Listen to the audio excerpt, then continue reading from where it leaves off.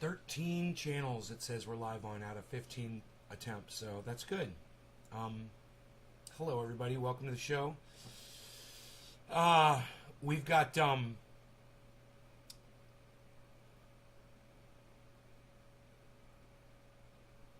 a big interview today, man. With Hill D. Hey Nick, what's up, buddy? She's going to be here in less than an hour for an interview. We're going to have fun with that. And I figured I'd go live early before the interview and just kind of take the edge off of my, my feelings here. Drink some coffee, have some bong rips, and get in the mode here.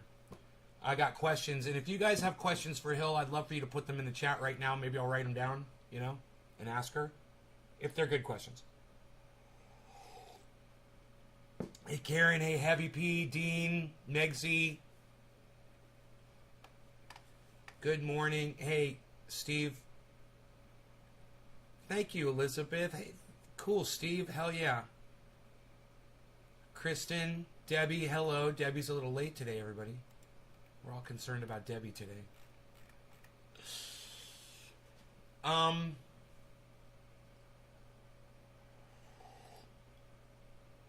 was going through some of Hill D's TikTok video uploads. Really good stuff, man. She's very passionate about what she's doing. I got so many questions.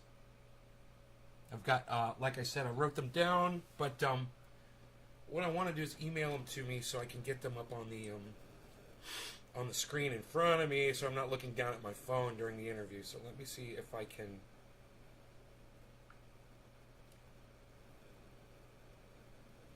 Okay, let's copy all of this. Copy.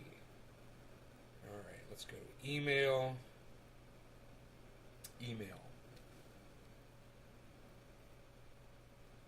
Freeze. Huh? What do you mean, why you freeze? How's yours? Coffee's fucking awesome, bro. Coffee's amazing today. Alright, to me. Subject, Hill. Content, paste. Ship it off. We'll see if that email arrives, and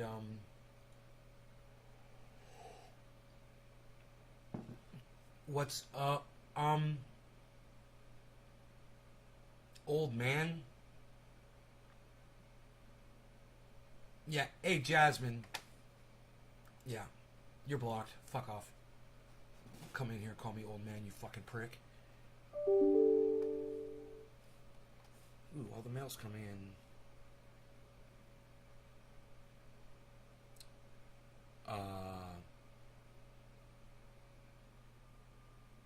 But where's the mail that I just sent? Did it not go out yet? Guess not. I don't see it.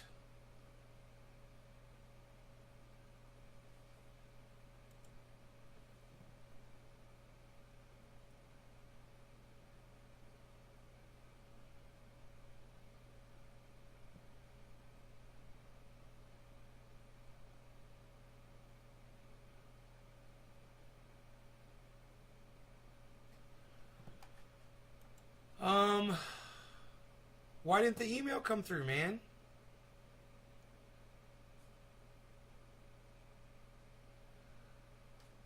That is so weird. Alright. Where is the send and receive? Okay, let's see if it'll come through this time.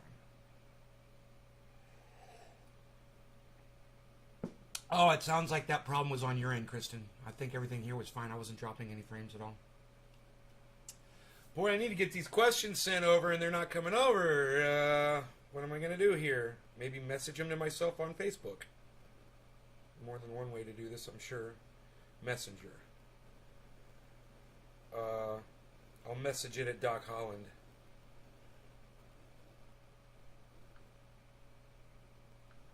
then it should come up on my Facebook Messenger here. He won't mind.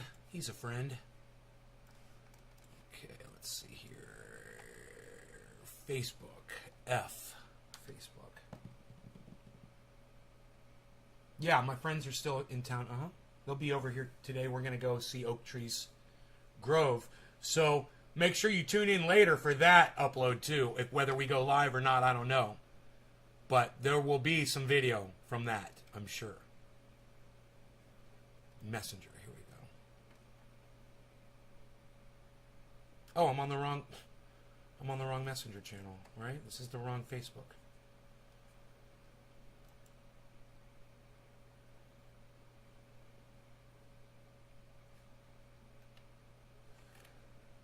I want to switch accounts. There we go. Switch accounts. Okay. Hopefully I can get these questions here before she shows up.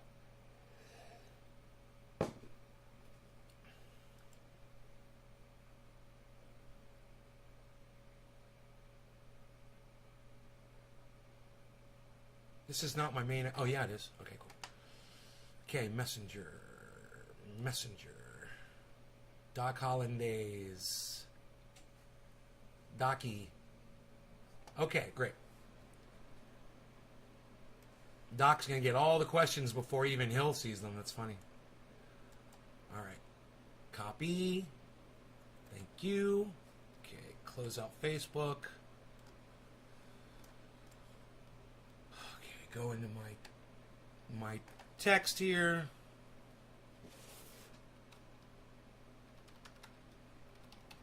Paste in.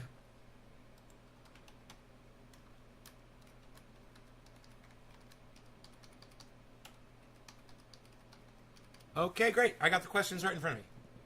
Now.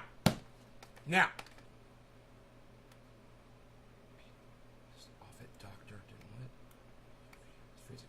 Are your friends still there? Good morning. You can message me. Oh, yeah, they seem cool like you. I don't have a 215 card. I can't use triage oil for my pain. You're pissed about your doctor. They're saying no. I'm going back to my Columbia coffee. Okay, good for you, Karen. All right, great. All right, so we're all caught up on the chat. I got all my questions here. Let's see, what else? Oh, okay, she just texted me back. Nice.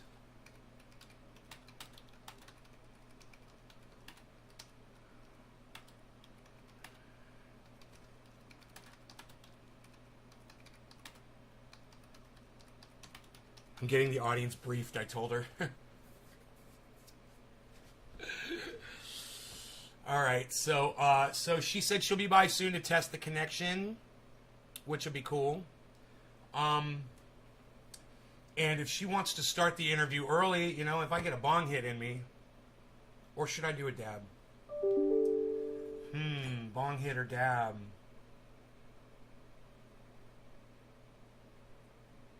I think I'm going to start with a bong hit. Yeah, we'll start with a bong rip. All right, so this is still good. Got some orange bud from yesterday. No law regarding cannabis. Cannabisism tis for all. Cheers, everybody.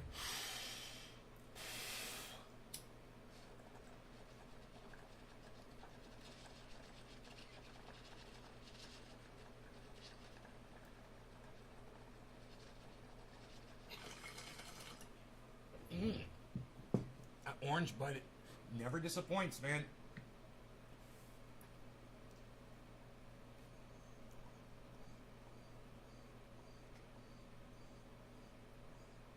Did I change the picture on my main YouTube channel? No.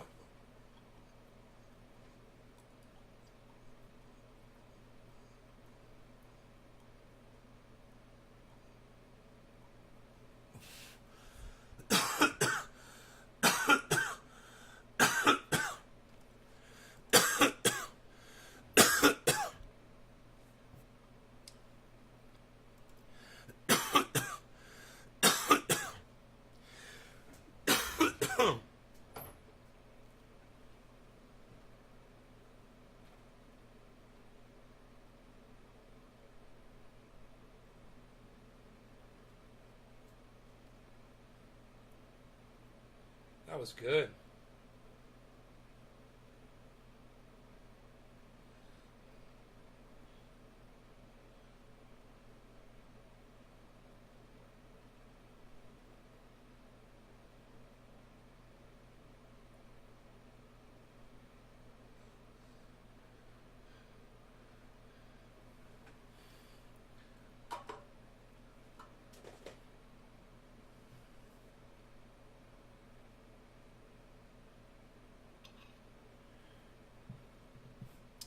Okay, so I'll leave this open here. Interview questions.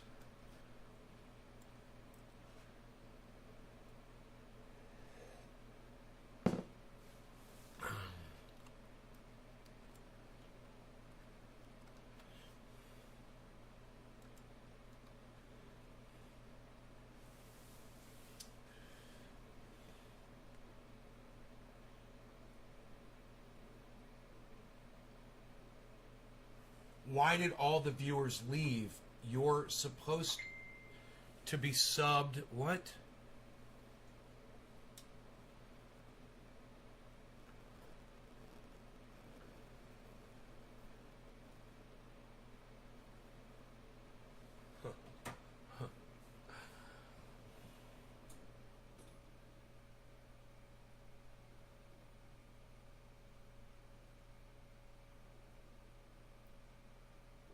Seems like only main channel gets traffic. I'll explain that to you, Dave. When I tell my audience to subscribe to all 6 of my channels or all 24 of my YouTube channels, they don't. Do you know how I know that? Because I've still got YouTube channels today that I've had for years that still have only 100 subscribers on them. So I can lead horses to water, but I can't shove their heads under it and drown them like they deserve to be. And that's basically all there is to say about that, bro. You know, people are only going to do what they want to do, and I can't make them do anything else. The fact that one of my YouTube channels only has 100 subscribers on it proves to me that people don't do what I ask them to do. Billy, what's up?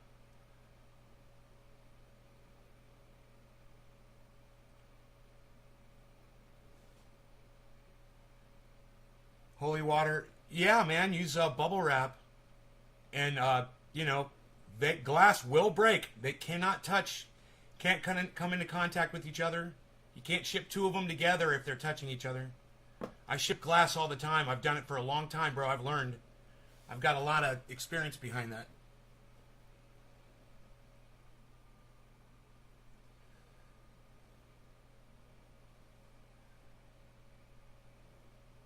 I mean, if that's what you're wondering. I mean, if it's holy water, shouldn't it be protected by God anyway on its journey? Isn't it already, like, insured by the man himself?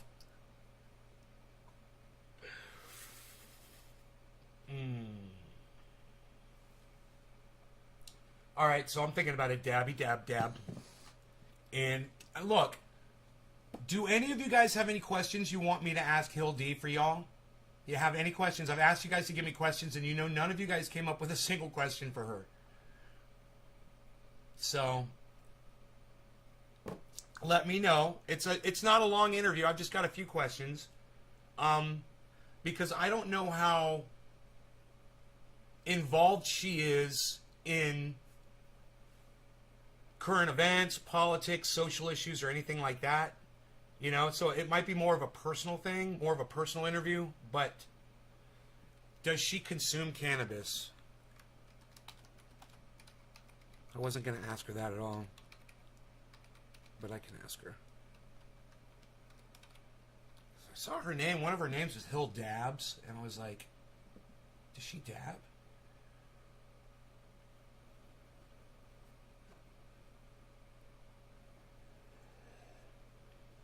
It's salt water that I yelled at.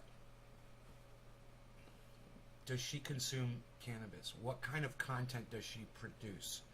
Josh, she's on TikTok. Hill_DEEEE. Mostly cute, funny, short, hilarious fucking clips that are funny, you know, with her family or herself, you know, just singing along to stuff. She's got a great TikTok. It's hilarious. But recently, you know, she had things go on in her life, and it kind of changed her direction of what she does with her social media now. And she's using her social media now as a platform instead of just a thing to blow off some steam or have some cutesy little videos of her kids on. You know? It's I think she's finding her voice through social media. You know?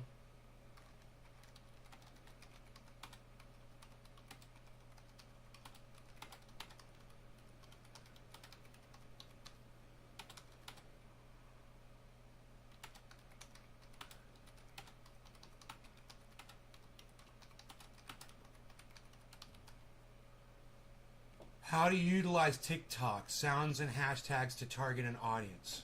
Okay. Any TikTok tips? Can you offer my audience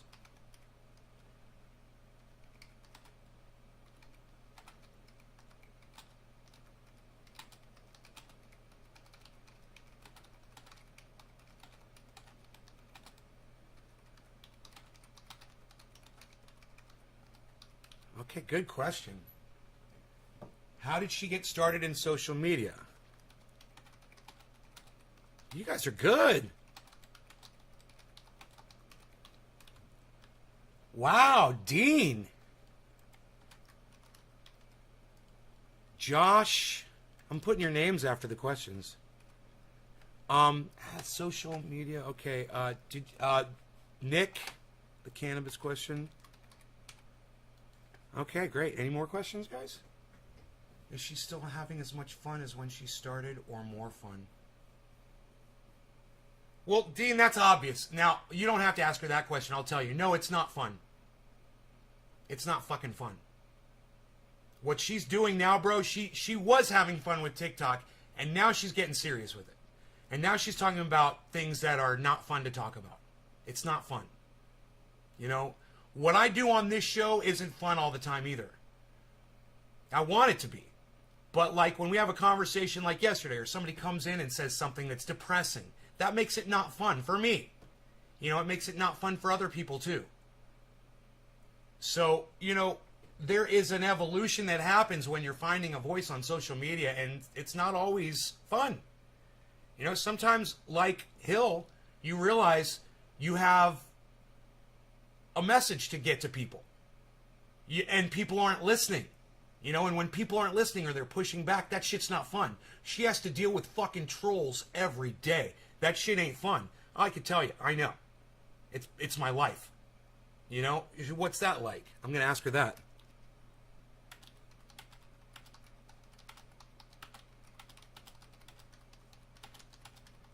She responds to them in video. To the trolls sometimes, the people that ask stupid questions. You know, and she'll give them an answer, and she'll fucking roll her eyes at them. It's great to let them know how obnoxious they sound.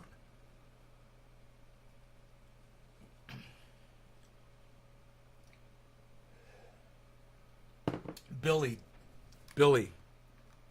do you make money with TikTok, and how do you monetize? Okay, bro. That's a good one. Billy. Thank you, Billy. Great question. Can I get some of your pole bean seeds? No. What's good? John Wayne. Hey, John.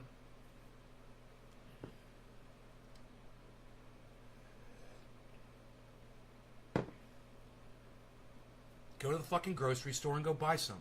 How about that? You know? Go to the goddamn hardware store and go buy some. What the fuck am I? Your goddamn your mom? Yeah, hey, You want me to ship you some Flex Seal too, Karen? I got some of that sitting around. What the fuck am I, your goddamn slave? What am I, your personal assistant?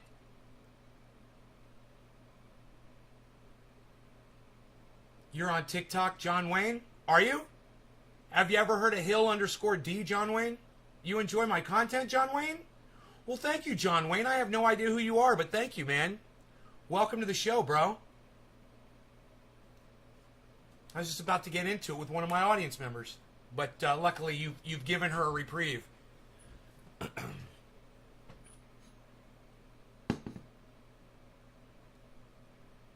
Yeah, I asked you if you wanted some. I didn't ask you if you wanted me to ship you something. It was a rhetorical question, Karen. You should understand what a rhetorical question is.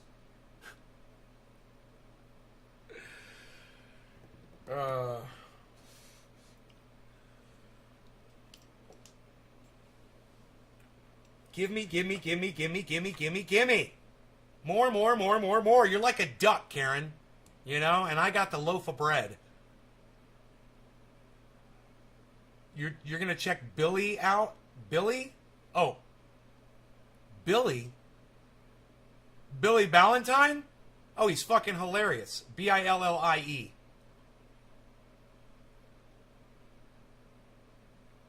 I'm not sure how it's accomplished. Me neither. You know what? I've been on TikTok for a week. Hill D was the first person that I saw, I think, on TikTok. When I turned on my TikTok, she was right there. And I was like, who is this? Yeah, why don't you do that? Karen? That's great advice. That is some great advice right there.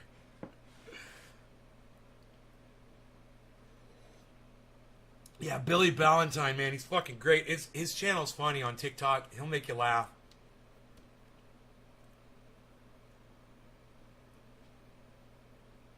And they didn't grow. Only my store seed sprouted. Huh. And get lost.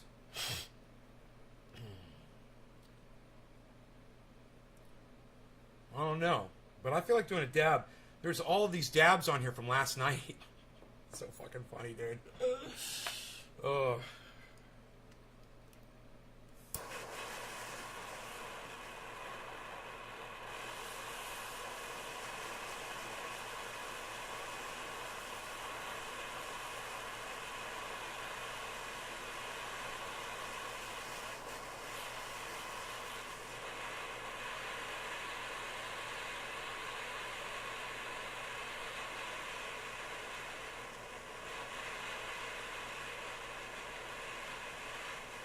John Wayne, your brother watches me from prison?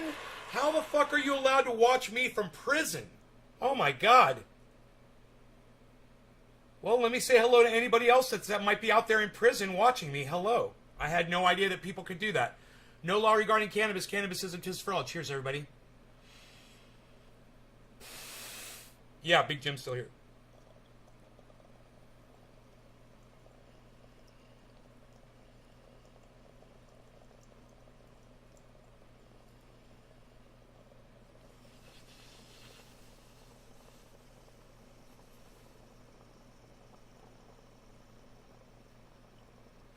You're not going to stay for the interview, Kristen? What the fuck?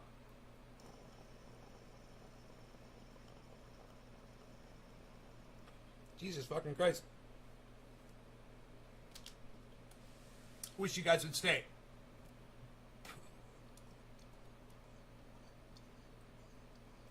Stay and bring more people.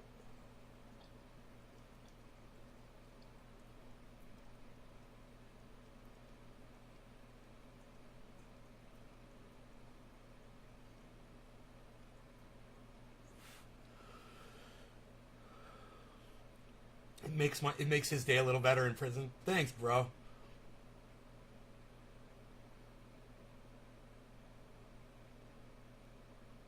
Oh, your acquaintance? Oh, Tiger King? Is he messaging you from prison?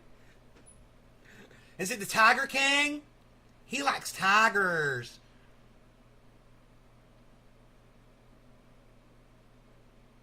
No. Shower power. No, you come back and you watch this video. You take us to the shower with you, Kristen. Don't you know? Jesus. Stay and watch the interview, guys. Don't leave. Are you kidding me, man? Hill D's coming in here. We're going to have so much fun. I got a bunch of questions. I got a whole page of questions.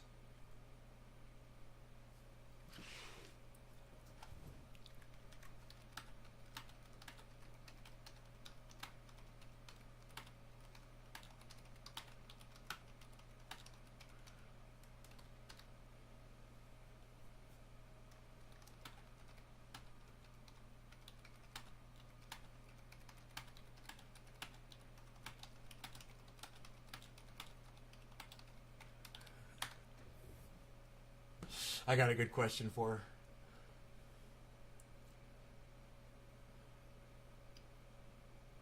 Can't wait for the interview. Thank you, Nick. Yeah, so, I'll play you guys a little musical interlude. You guys want a little musical interlude?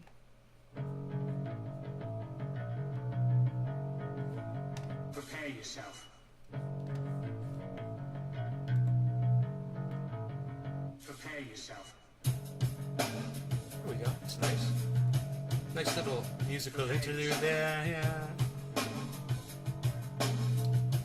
Huh. Not cool, man. Not cool.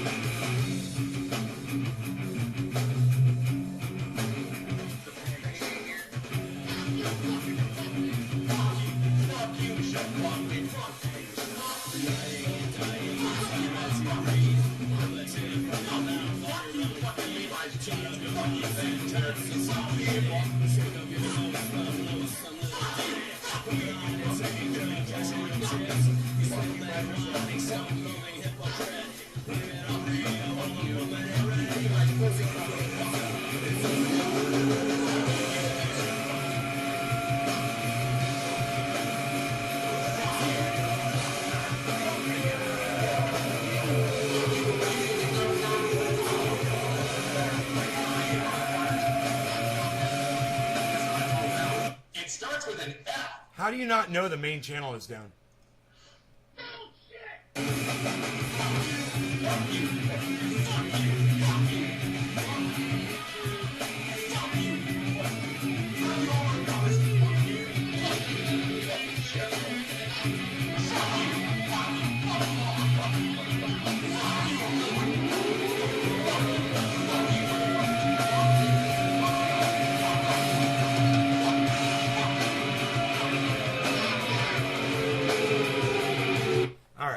So that's great.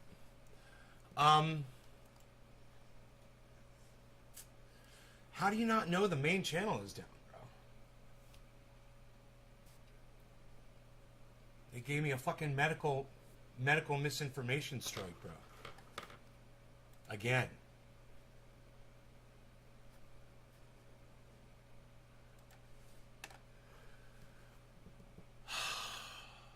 You know?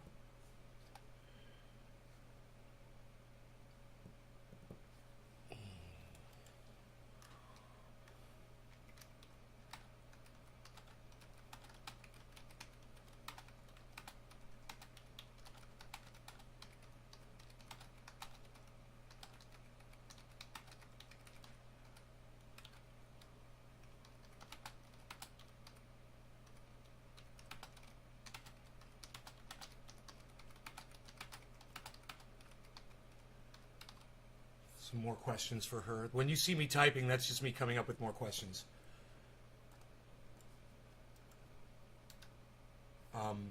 Yeah, and if you guys, hey, Docky Hollandaisies, what's up?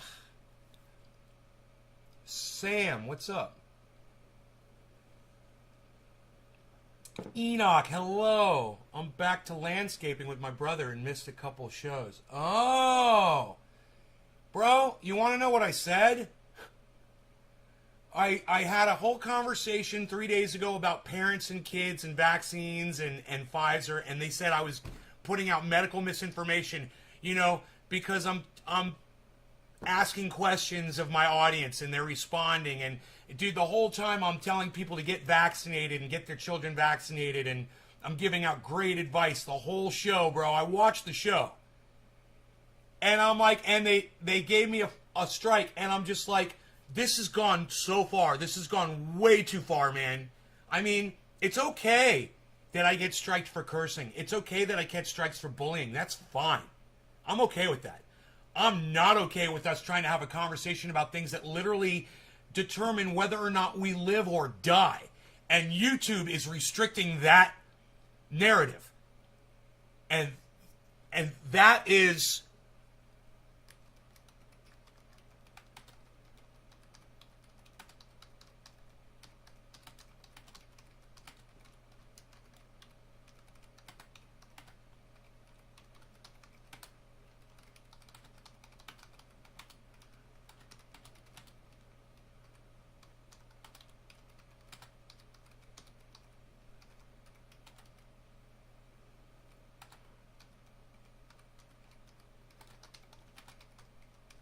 There, that's a good question. I'm here for support and can't wait for the interview. Doc, I want you to know something. There's a lot of my regular audience members who won't come here to support me for this freaking interview. And it means a lot that you just said that to me. You actually said the words, bro. Thank you. You're here for support. Thank you. That's all I ask, man, is come populate the servers, man. You know, come populate the chat. But, you know.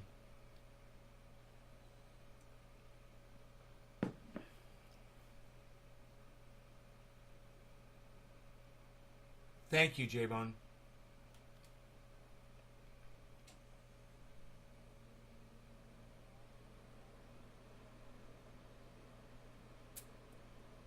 I have a feeling she's going to pop in any second.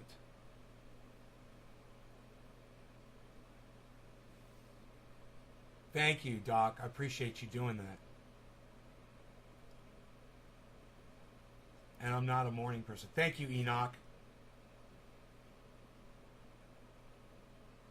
I mean, you guys think about all of the regulars in our chat that aren't here today. You know? And it's just like, why couldn't you guys just show up for the freaking interview, man, you know? I went live early. I got it out there. I tweeted it, man. I did everything. I figured there'd be, you know, about 40 people here, about double the normal amount. Even with the big YouTube channel down. Dean, thank you. I appreciate your support, bro.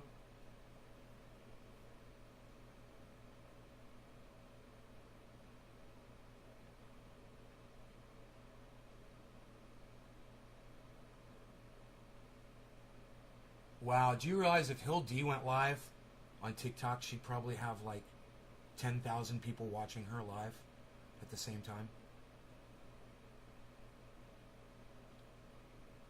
Think about that. God, man.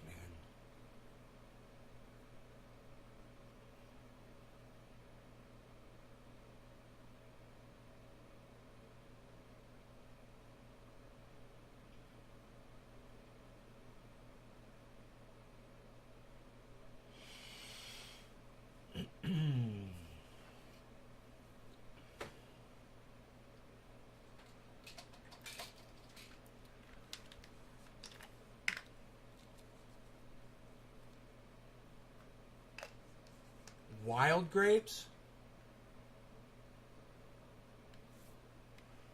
Yeah?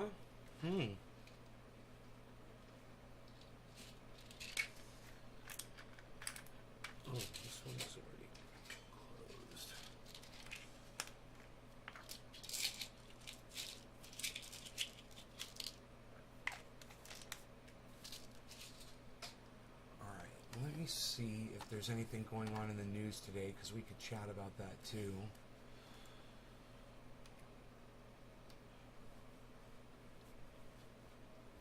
Just came across, okay, surveying deep in the woods of Colonial Williamsburg. Right on, Josh.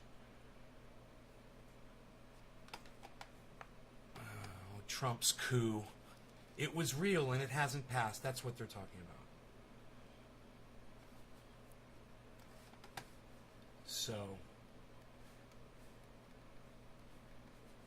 Oh, why do you do that, man? Why did you just hide all of my windows on my screen? Why did you just freaking do that? Dude. I hate Windows 10 so much. Dude, all of my windows just closed. Because I was moving a screen. Because I had a screen, right? I had a window, and I was moving it from one screen to another. And in doing that, it closed all my windows. It closed all my windows. It minimizes all my windows. You know, because there's some engineer, there's some re-engineer at Windows 10 who thinks it's a good idea to make all your windows close for no freaking reason whatsoever. Write it down. Hashtag re-engineered.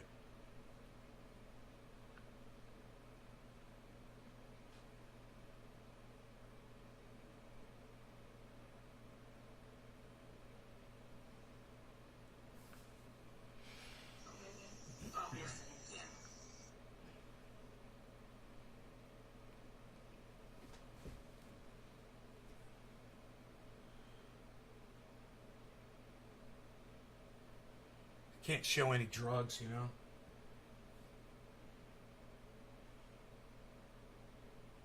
So on multiple windows on Windows 10, when I drag a window across, it shuts all my other windows down and minimizes them, you know, because some re-engineer over there at Windows 10 thinks that that would be a good idea.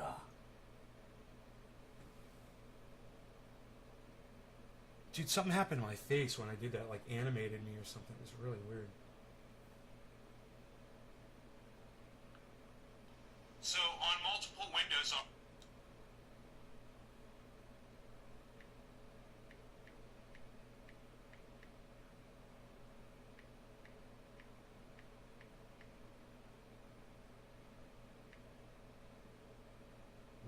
is it re-engineered? I forgot the hashtag. Those cut bitches. Right? Right?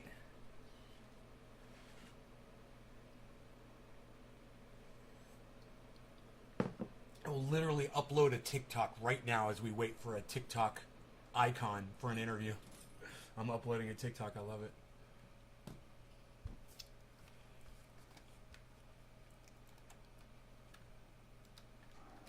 Look at this picture of Jean-Claude Van Damme. No.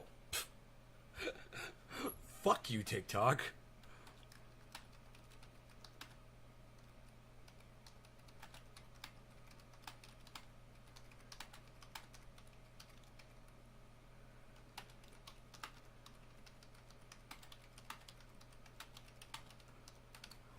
We'll see. We'll find out if she has any TikTok inside info. That'll be great. Oh, it's Billy Valentine. It's not. It's The Rock. Van Damme. The Rock. Oh. Van Damme. The Rock. Van Damme. The Rock. Van Damme. The Rock. Billy.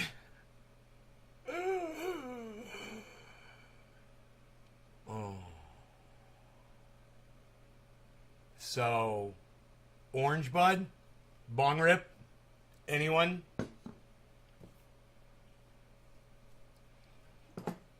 What do you guys think?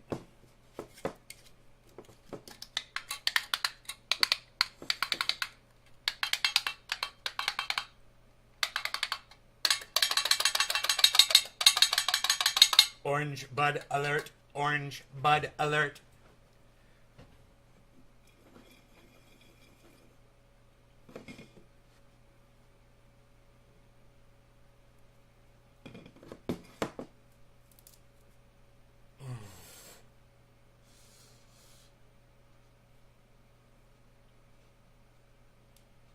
Leahu TikToks are hilarious. Yeah, I know. I know. He does those voice swaps pretty good. I don't know how he does that so good. How much fucking I'm gonna ask. I'll ask Hill that.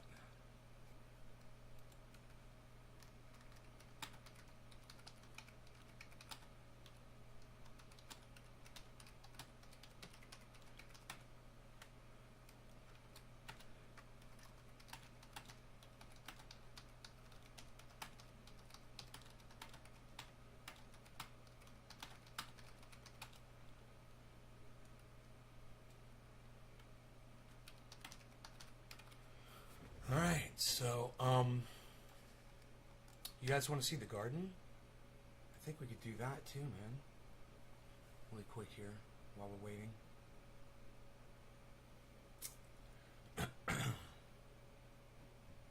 Hey, Doc, thanks for telling people, man, about this show. I appreciate you so much for doing that. There's a fly buzzing around in here, man. There would be, right? Why today? Why is there a fly? It's like that scene from Breaking Bad.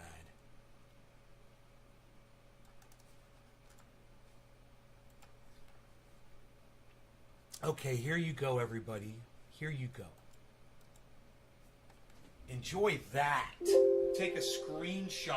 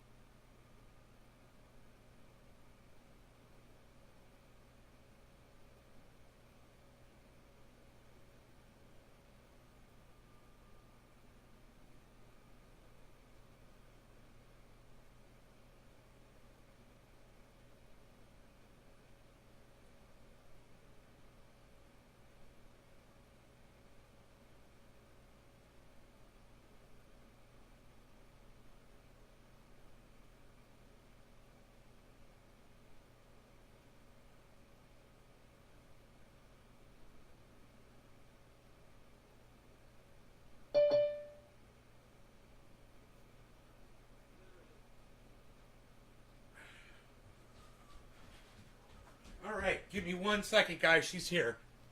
All right, I'm just going to mute the mic for a second here.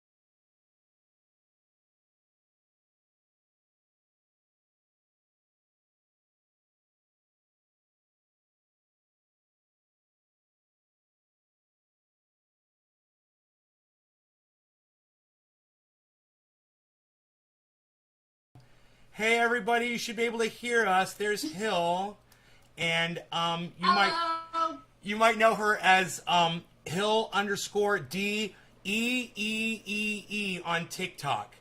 And Hill, I just want to say thank you so much for coming on my show. I really appreciate it. Of course. It's an honor to have you on. And I hope you guys, the last thing I saw in the chat was that Dean said no sound. So if you guys can hear me and you guys can see everything, just let me know that everything's running good before we get started here. That would be great. I'd appreciate that. Oh, great. Thank you, Dave C. Fantastic. Is there anything right at the start that you want to promote that you got going on the internet that you want to tell my audience about? Actually, yes. I don't have it completely set up yet, but I'm in the process of setting up a nonprofit charity. The purpose of the charity is to aid families who have lost a main provider to COVID. I personally know several dads, grandparents, aunts, uncles, cousins, all these different people that have passed away. 2 million children have lost a parent to COVID.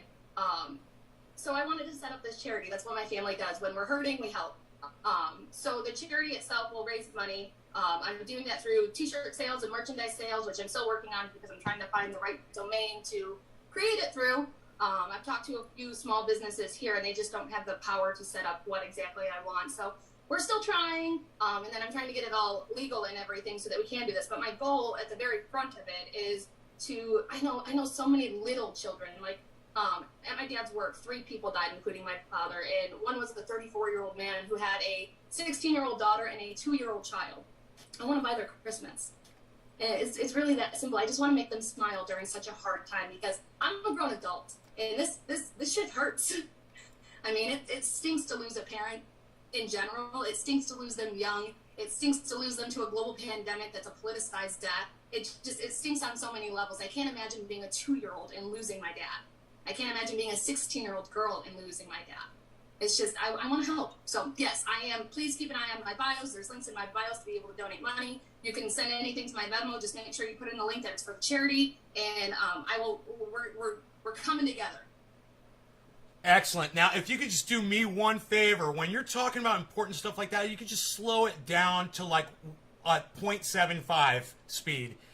Because this is really important stuff, and a lot of my audience members, it's going to just go right past them. So when you're saying important things like that, just slow it down a little bit for them, because we're all getting high over here, and my audience is kind of on a learning curve. So just, Absolutely. Oh, man, you talk fast. So I have a feeling, let me just say this. Hey, you guys can slow the video down on YouTube when you guys want to watch this back if she is talking too fast for you. But this is so important, so let's go over this a little bit. So she's starting a charity, and she's not getting all the support that she said she's looking for yet. So what's important is you guys can help by getting the word out, and the best way to do that is through her TikTok. And remember, it's Hill _ DEEEE, because as far as I know, is that where you're getting... Did I do it right? DEEEE, right? Yes. 4 E's. Yeah. And I want to talk to you about that name, too. Let me just ask you, right, was there a 3 E's at one point, and then you had to go to 4 E's, or did a channel get shut down or something? No, my original name was Hill _ Dabs, and my last name is Dabs. So I didn't want my name to be completely... Once you hear Dabs, everyone thinks of marijuana. Sure. I mean, Sure. I didn't want people to... I didn't want to exclude an audience that didn't participate in marijuana by them seeing my name. I didn't want them to think I was solely focused on that. Right. And a lot of people don't realize it's my real last name. In addition to that, it's my real last name, so I wanted to take it off. Hill D is what a lot of my friends call me. So I started with the DEE. That wasn't available. 3 E's wasn't available on all networks. So I went with the 4 because I could keep the same username across all my platforms. Okay. Is there some special meaning to the E's? Like, was there? No. Because it could have been anything, right? You just like, let me just blah, blah. That was it. Okay, cool. Yeah, it was like, well, everyone calls me Hill D. So just the D wasn't available. I tried to add more to it, and it got to the point where 4 E's is what was available across everything. So that's just what we stuck with. And I was like, well, I could always change it. And then I'm like, well, now I'm getting a lot of attention here. I don't know if I want to change my username. Is TikTok your biggest platform on social media? Absolutely. I am from Michigan. I am in Metro Detroit, so it's a very split state here. You get a lot of the older crowd that is very conservative. You get a lot of younger crowd that's very liberal. So Facebook wasn't a great network to try to push this stuff on. I had a lot of negative feedback from older family members and older friends and everything. So I kind of just converted to TikTok, where I'd already had a platform. I think around the time my dad got sick, I had already had around 100,000 followers. So I just kind of just started piggybacking off of that. I was never one to really talk politics or anything along, who'd you vote for or anything like that. I wanted to focus on my channel, which my channel was my lifestyle. My lifestyle was being a boy mom, or, my health or anything along those lines. But then once my dad got sick, it was, holy cow, this stuff is real and it's dangerous and it's killing people in the way that it's killing people. I didn't feel right not warning people. I mean, I've been watching through some of your videos, and I see how serious you take it. And your channel took a turn, through COVID. When you started, what was it when you started? You did a cute thing. It was cute. You did I watched your very first video, and it was like the beard shifted from your face to your boyfriend's face or something, right? Uh-huh. Your husband. And that was great, and I saw the video you put up of the bug on the coffee maker. Mm-hmm. So you get these cute ideas, and that strikes me as that seemed to me like that was where you were going. You were going to do.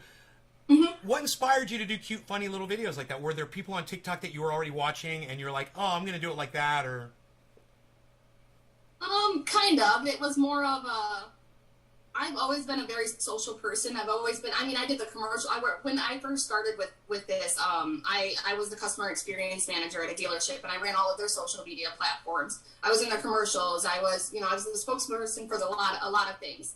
I was the face of a lot of things. Wow. I'm not a shy. No, nice. That works.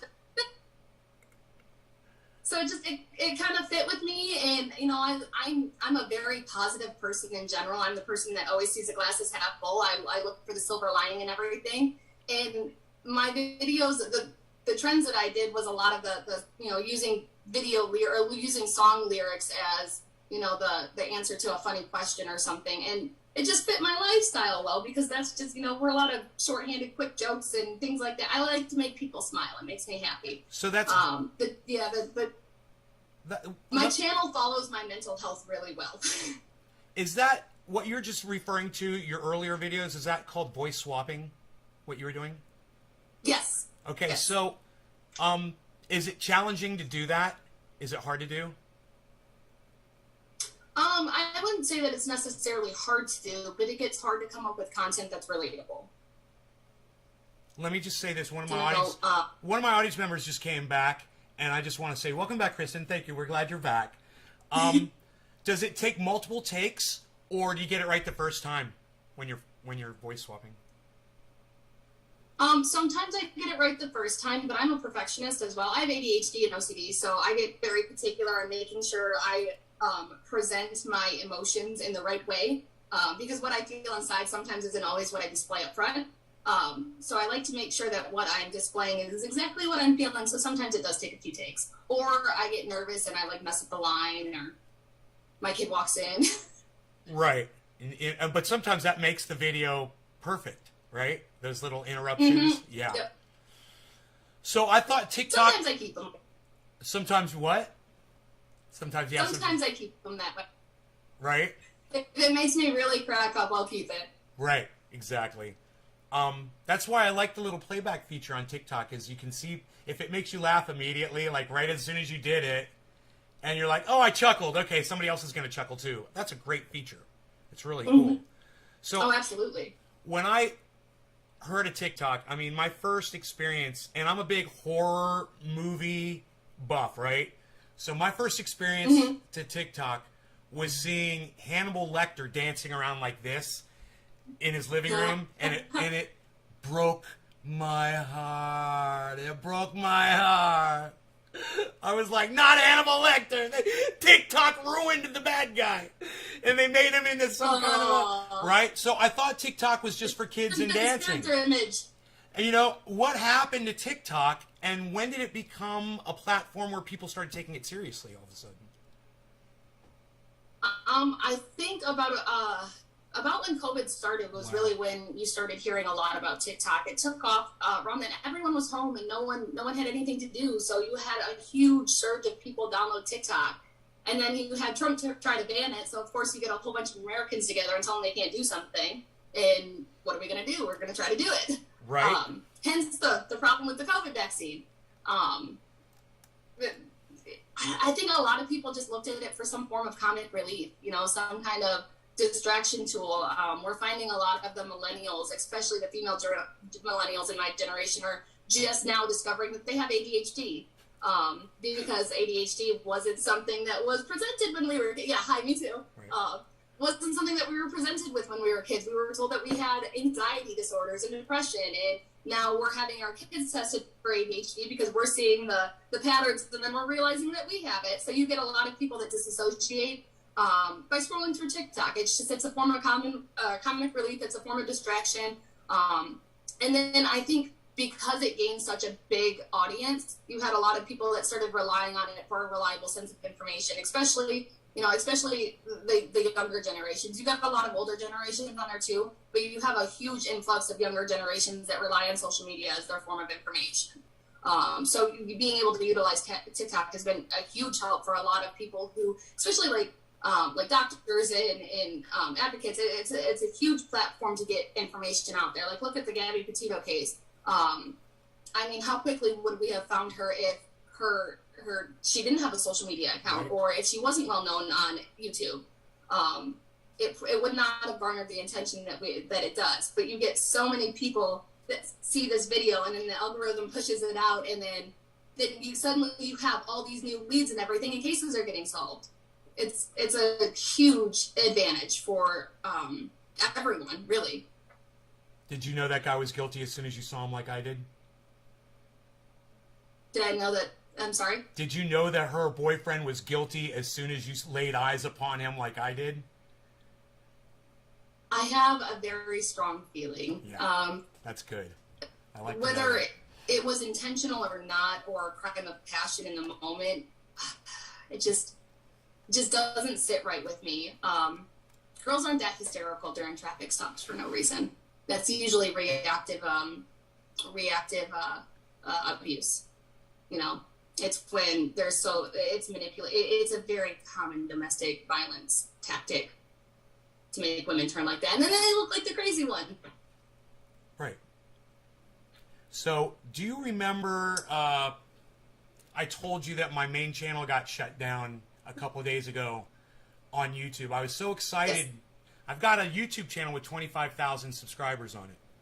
I've also got I've got about 24 YouTube channels. The reason why I have so many YouTube channels is because I like to live broadcast. I've been doing it for years. And every time I would get in trouble on YouTube for doing something or saying the wrong thing, they would take my ability to live stream away from me. So I would just make a new channel. So now I've got all of these channels. That makes sense. Right. Well, the big channel is muzzled really bad, and it's mostly because of my COVID information that I put out there. My COVID information consists of reading news stories, relaying some of the nonsense that I see on CNN to my audience, giving them the real facts that I know, and when they do talk about facts on CNN, I relay those. And we talk about whatever the pressing topic is. Like, for instance, they're talking about children getting vaccinated 5 to 11 now, so we were talking about that. And I wanted some opinion from my audience. I asked them some questions. YouTube came back, shut me down for 7 days again, gave me a strike, my second strike on my big channel. So they'll take the whole channel away. All my content, everything, if I get 3 strikes. It's horrible. They bully you. So YouTube bullies me, right? For talking about COVID. So what I'm curious about is, how do you feel about censorship on subjects like COVID? Because I understand that there's a counter narrative, but isn't it better when people like you and I have the freedom to just dispel the myths instead of them trying to control because they're doing it wrong? Absolutely. Actually, before I joined this broadcast, the last video that I did was talking about how.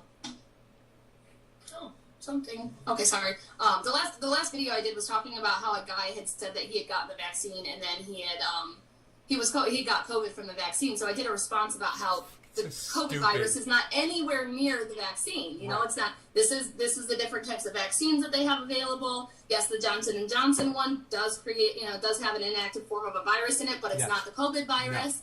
And I clarified that. It just got taken down for violating community guidelines. And then I have another one in here. So I appealed it, but I have another one in here too that's also violating community guidelines because I said that the CDC was a reliable source. And it's frustrating because we're the ones putting the correct information out. All of our information is easily verifiable through verified sources, and all it takes is a simple Google search to pull up the right link and be able to see, okay, this is accurate. And it's frustrating that you get, a handful of people who don't believe what is true, because there's not even a dispute of whether it's true or not. It's that they don't believe what is true. And they mass report my videos, and then they're getting taken down. I'm amazed that the statistics video is still up, because I'm certain that it's been reported at least 1,000 times. Over. It's frustrating. It's more than frustrating. It's exhausting. Mm-hmm. It's like paddling upriver, and all you have is a stick with no paddle on the end. And I've been doing this for years. I see this in you. This is the thing. What led you to believe it was okay to curse on your TikTok channel? Just curse, even, let alone talk about COVID. Did you see someone else cursing on TikTok? No, my dad was always the one who censored me with swearing online. So I'm actually mortified at the fact that a video of me cursing so badly went that viral. Because he would sit there and he'd go, "Oh, that's my daughter. I'm so proud of her. She normally doesn't swear like that." I think words are words, and swear words convey your true emotions when they dictate it, and they convey a more powerful emotion. And in that moment of making that video, I was angry. I was very frustrated with the commenter in the corner who had been arguing with me repeatedly about numbers and how, COVID, there weren't really that many deaths or whatever the case was. And I got so frustrated that I jumped on there, and this was one of those first take videos, and did my math, and I'm like, no, you're wrong. Just stop. Your viewpoint is killing people, and this shit hurts. I don't want anybody else to deal with this, and too many already do. So swearing on my channel, I tried not to, but in the same respect, my channel is definitely for people that are 18 and over, and if swear words truly offend someone, they shouldn't be on my channel anyways. You're motivated to get the truth out there. Yes. I mean, that Yes. is natural. It's just a natural thing. It's crazy when you feel like corporations that call themselves things like YouTube are working so hard against that narrative. And I want to see it stop. And I hope to amplify that anti-censorship message out there, Mm-hmm. See, I think a lot of social media platforms like to stay impartial, because if they pick a side, they're limiting their demographic, they're limiting their market. And Yes. they don't want to limit their market because they want to make the most money they possibly can. So if they take one stance, they're silencing the other half, and they don't want to do that because that's how they get a lot of the revenue. And a lot of these anti-vaxxers and anti-maskers, they post these videos of complete misinformation, but because it grabs the reader's attention or the listener's attention so well, it's bringing in a lot of viewers, and it's that alone is a benefit to platforms like TikTok and YouTube and Twitter. It's because they see the attention that's getting, and it's bringing them in more revenue. Right. So they're a business. They're going to do what they can to keep their business. It's the same thing I did at the dealership I worked at. My job was, like I said, I was a customer experience manager, and I ran their social media. It was really important to my company to be able to stay impartial to certain political topics, because they didn't want to limit their demographic on what their market is. Right. And it's frustrating because I think if more businesses took a stance on big topics like this, they would actually get a lot more support. They would get a lot more people on. They would gain more than they would lose. Right. And that's exactly what I've seen with my channel. I've gained more than I've lost. So I feel these corporations, they're so big, they're making so much money that the decisions now they're not as focused on making the money because the money's just coming in no matter what. Now they're focused on control and covering their own asses as far as lawsuits and the federal government coming in and stopping what they're doing. So I love this old saying, the road to hell is paved with good intentions. The censorship road that we're going down is what we've been warned about. 1984, George L. Orwell. There's a movie called Brazil, Terry Gilliam. It's fantastic. It's the same thing. There's a movie called Idiocracy. Have you ever heard of that one? Idiocracy? I have not. Okay, it's a comedy. It's a dark comedy. It's like really goofy, hilarious. And what it does is it depicts that in the future, smart people just decide to not have children, and dumb people decide to just overbreed. So the world becomes populated with low IQ people, and the future is painted with a bunch of silly people that don't really know what's going on, and they're watering their plants with Gatorade, and the plants are all dying, and they can't figure out what's going on because they're so dumb. I propose this: the makers of that movie didn't foresee COVID. And now COVID has become an IQ test of its own. And it's doing the exact opposite. It's doing the exact opposite. Do you foresee a future? If this keeps going the way we're going right now, and the way we're going right now is not good. And if it keeps going that way, do you see a future where there's more intelligent people in making up the population and that people just refusing to get vaccinated just kind of die off? The thing is that you have a portion of people that refuse to get this vaccine. And then you see that same portion of people that are on here advocating against a vaccine. You see them in my comments going, no, it does this. Or I knew so-and-so who died from this and this and this. You know, or they got the shot and then they had a stroke 2 days later. And I'm sorry, they don't even refer to it as a vaccine or the shot. It's the jab. Jab, right, sure. It's so demeaning, and it's frustrating because those very same people, I have a TikTok that I'm going to do that shows the names of these people. But those very same people are the ones that are saying, oh, obesity is 80% of 80% of people in the COVID ICUs are obese. And then I look at their pictures and everything, and I'm like, technically you fall into that category. So why aren't you scared? And then you're seeing these very same people die. They're literally dying on the hill that they're trying to stand on. They're in ICUs begging people to get the vaccine as they're already on death's door. And yeah, I mean, in the end, it's perfect Darwinism. Yeah. And it's frustrating because as much as you want to save these people, right, they're not allowing themselves to be saved. And that's in part due to the internet, though. We were talking about how wonderful the internet is, and then you've got the dark side as well. You get like a balance. You get good and bad. And someone asked me that, actually. They're like, how do you feel about social media and everything? Why is this pandemic having such an issue that previous pandemics haven't had? Like the Spanish flu in 1918. Well, they had a lot of the same issues. They just didn't have it on quite the global scale that we do because they didn't have the ability to communicate like that. Social media has given everyone a voice, and not everyone deserves a voice, unfortunately. Exactly. Not everyone deserves to be able to share their misinformation. Okay, I'm gonna say something a little different. They deserve not to be listened to, but I think everyone deserves a voice. Yes. I mean, I want the Alex Jones. Are you familiar with Alex Jones? No. He only snorts half a line of Super Male Vitality in the morning because it is so ultra potent. You can't say that on TikTok. You can't do drug references on TikTok. It's tricky. It's really tricky. But anyway, that was my Alex Jones impersonation. That's the way he talks. He's a hardcore anti-vaxxer, anti-government, libertarian. He's been on Joe Rogan a few times. They're friends. And he spreads misinformation constantly. But he's kind of lovable.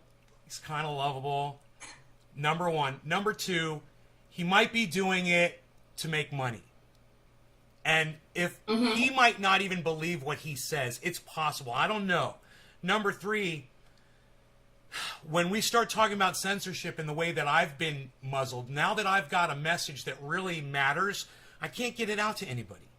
It's really sad. I've been completely shut down. Someone like Alex Jones, he goes live, he gets 1 million people watching him to tell people the wrong thing. It is put me in a place today where now I look at it and I say, everybody deserves a voice. It's just that give us the choice of whether or not to listen to these people or not, and stop weighting one voice against another, and give everyone an equal platform, because then someone like you or someone like me will have millions of people listening to us if you don't algorithm people away from hearing us, that control. But let's get away from this for a second. I want to ask you something off the all together in life, in what you do. Who inspires you? Who do you love to listen to and learn from? My kids. Yeah, and My kids are my inspiration. Their ages? They're 9 and 10-year-old boys. And they are just the way that they look at it. They have very different personalities, very different interests, hobbies, thoughts, feelings, actions. They're very, very different and unique people. And it's so interesting to listen to them talk about things. It's so interesting to hear what they have going on in their life, and they're smart. They are so darn smart. And I know that every parent says that, but there is so much that we could learn from kids. Not talking fact-wise, but emotional-wise. There's so much that we can learn from them. And so I love observing them and watching them and just enjoying them grow. And then I grow from them because they have such an expansive depth. All right, well, Doc Holland is going to like this. Doc, this is a chess move right here. You ready, buddy? Who would you want your boys to look to for inspiration? I want them to look to when it comes to, I want them to look to me. Mother knows best. Mother knows. What about outside the family? I mean, did you have any external recommendations as far sources for them? When you hear someone speak, does it strike you as I love the way this person talks, or I like the idea that this person put out, or I like the technology that this person is standing behind, or anything like that? Even a corporation. I have always, I don't follow news outlets. I mean, I don't want to say that I guess it really depends on what the topic is. When it comes to like medical stuff, or whether or not they should take things like a vaccine or not, I want them to rely on their doctors. And if they're still questioning what their doctors say, I want them to be able to go get second opinions. I feel like you should be able to have trust in our medical field. And if you don't trust our medical field, there's an issue there. Right. I feel like if it comes to like laws and things along those lines, they should be able to rely on our government. I mean, I'm not saying blindly follow our government, but at some point you have to have some form of trust in our government. Well, wait, can I stop you right there? Who's your favorite politician today? You had to pick one to go have dinner with.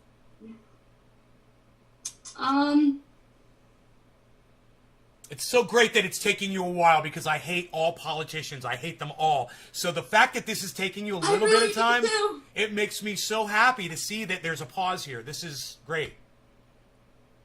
Politicians are phonies. If I could have dinner with anyone, I would probably sit down with Bill Clinton, Donald Trump, Joe Biden, and Obama.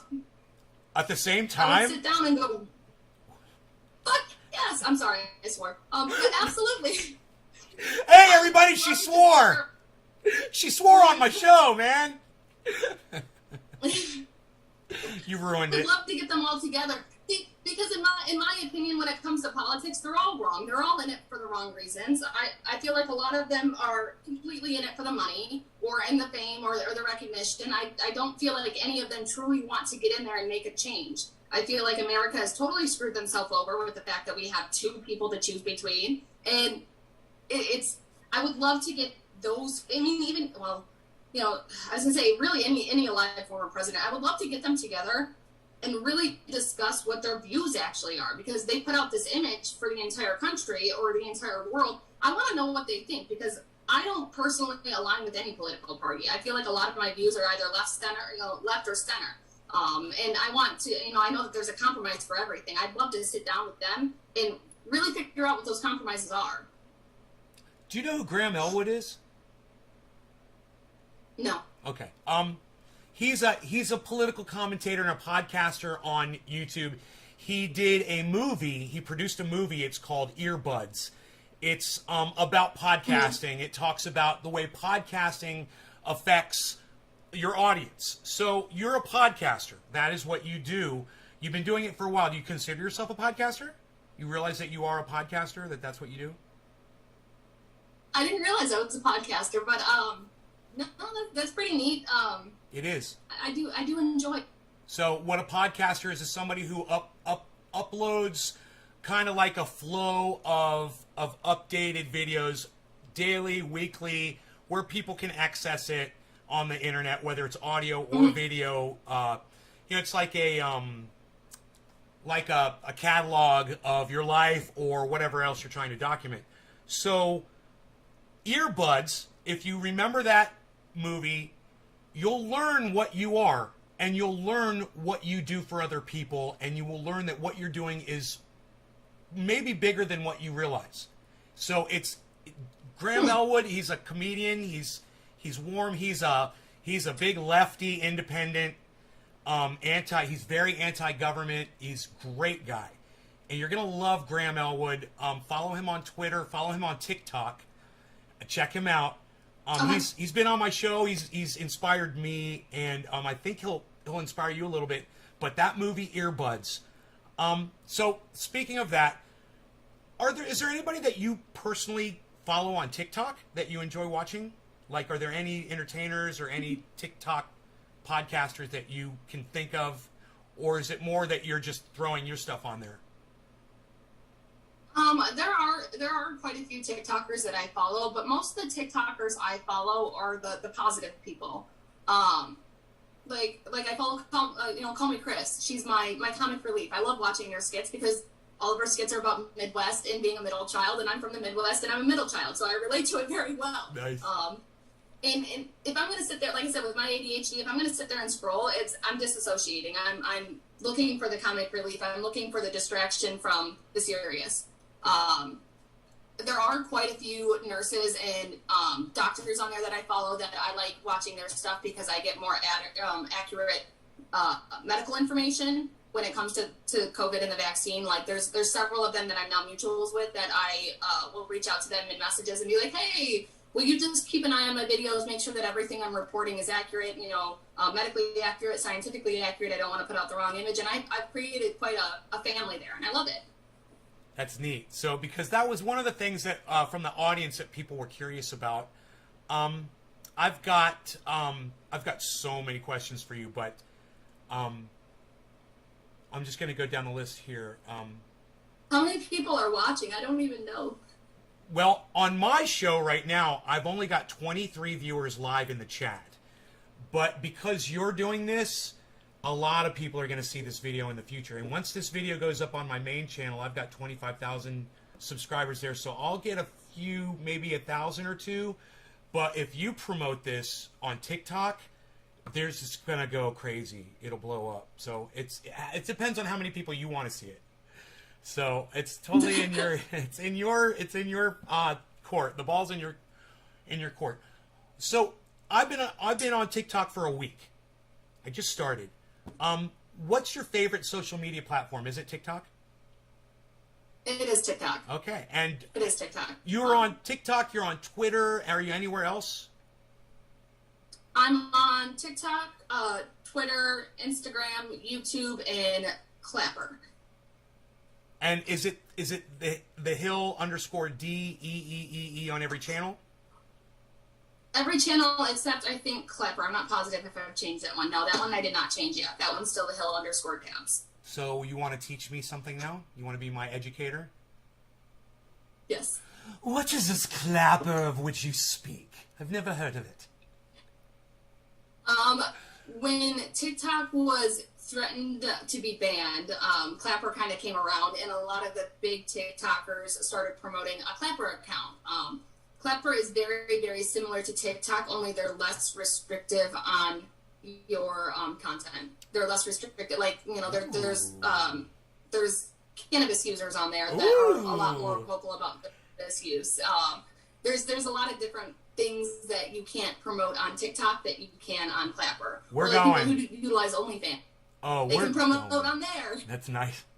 Yeah, you know, my OnlyFans hasn't started yet, so I don't have one of those either.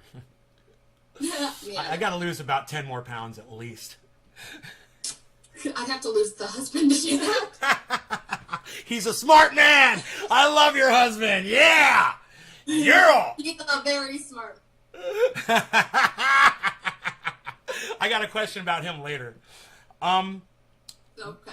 What do your personal friends think of your posts? Like the people you grew up with, and besides your father, you already said that, but what do other people say? I will say that I have lost a few friends, but I lost a few friends prior to that video going viral. I lost a lot of my friends with a lot of my advocating on Facebook. I think people were great when they were watching us go through my dad's illness and then his death. They were really strong, really supportive. A lot of childhood friends, you know, people I've known since I was little. And like I said, I'm in a very split state. Like very split. Everyone in my high school is like down the middle. It's this half loves liberal, this half loves conservative. But I lost quite a few friends on there because they don't believe in vaccines, or they don't believe COVID's that serious, or they're anti-maskers. I mean, there was a huge influx of my friends that went and protested at the health department our mask mandate in our county. So I've lost quite a few of their, you know, those friends, but they were never people that I was very close with. But my main group of friends and my family have been super kind and super supportive. They absolutely love seeing this.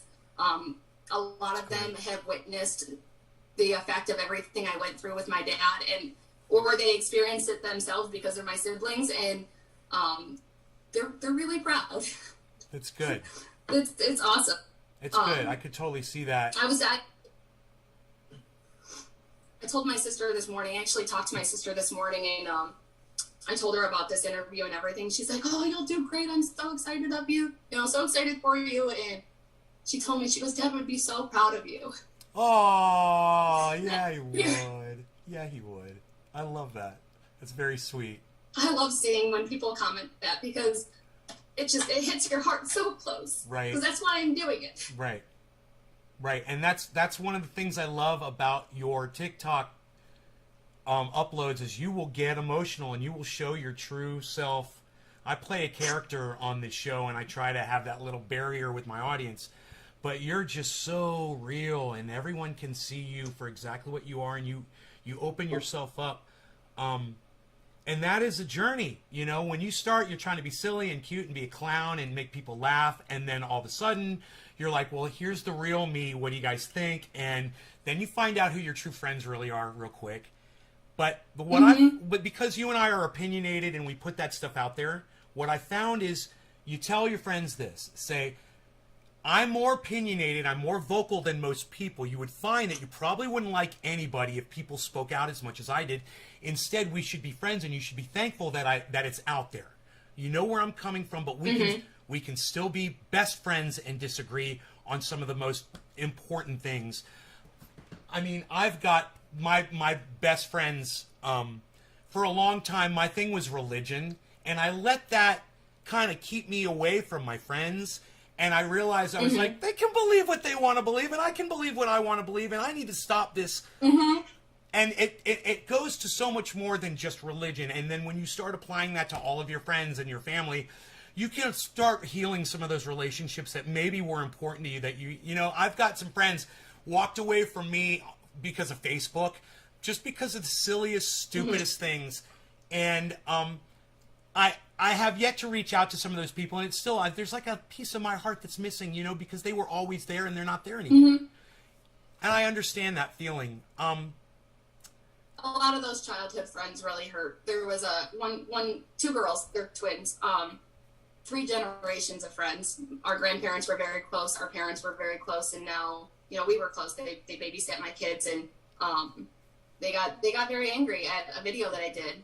And I blocked the one on TikTok because of the stuff that she was saying, and I only blocked her because she was trying to out the person I was talking about. And I have a large platform, and putting someone's name out there when I'm frustrated with something, Doxing. I don't want to hurt anybody. That's never my goal. I just wanted to vent. And so I blocked her, and then she removed me off of all of her social media. And then when I saw the comments that she was saying on this girl's status, it hurt. It hurt because I'm like, I've known you since you were a baby. I held you when you were a baby. I held your children when they were babies. You know, we've grown up together, and these are the types of things that you're saying about me. Aww. You know my heart. Right. Right. It gets hurtful. For the most part, I am that person that can get along with just about anybody. If we don't agree on something, that's okay. We don't have to talk about it. There's many other things that I love about you. The hard part with COVID and some of the people that are so outspoken with this stuff is a lot of it puts my life in danger, or it's a personal insult to my father's stuff. And I have to separate myself before I do something that I don't want to do, like demean them or call them names or be hurtful. You know, I'd rather just walk away for now until it calms down, and then we can discuss again. Right. All right. So unfortunately, I have to take a quick break. I got to let my dog out, and I'm going to take a quick break too. Can we take like a 2-minute break, and I'll be right back? Okay. Absolutely. You guys, I'm just going to go to a I'll be right back scene. All right. All right. And we will be right back. Thank you so much. Beazle, you want to go outside? Come on, buddy.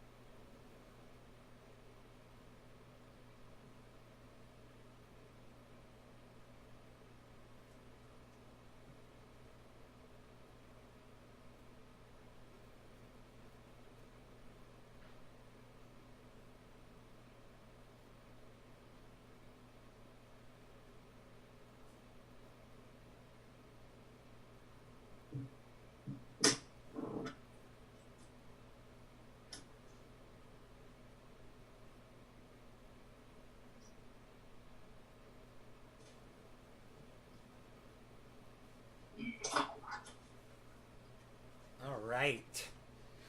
Just going to leave my door open for my bees. All right, everybody. We've changed our hairstyle. I threw it up. It was getting too much. Oh, When you see my hair up in all my videos, I'm usually running around cleaning, so it's always on my face. they're saying good interview. Hey, it's not over yet, guys. Hey, I'm going to pause for a bong rip. Everybody just calm down. All right? No law regarding cannabis. Cheers, guys. I mean, should I go pause for a bong rip?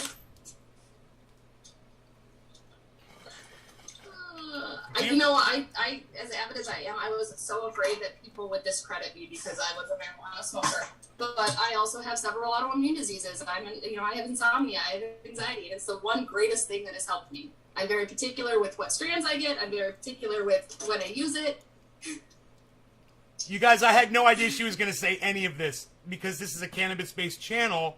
My audience is going crazy right now.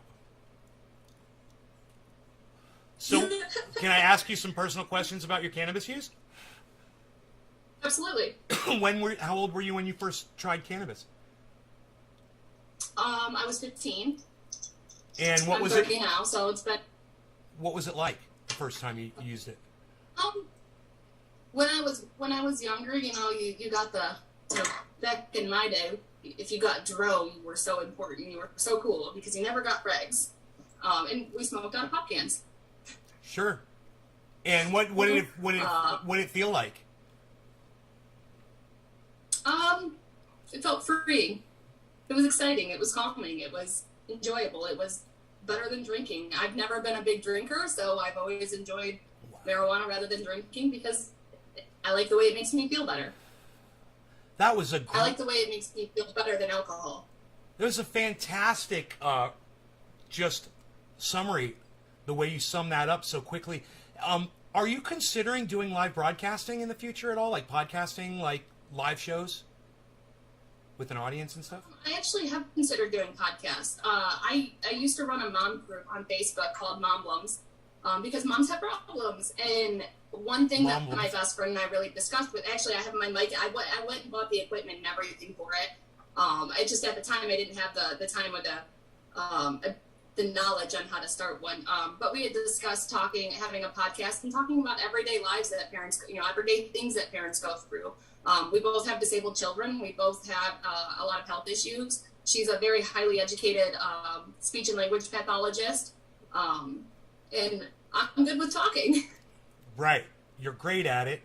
And you've got a YouTube channel.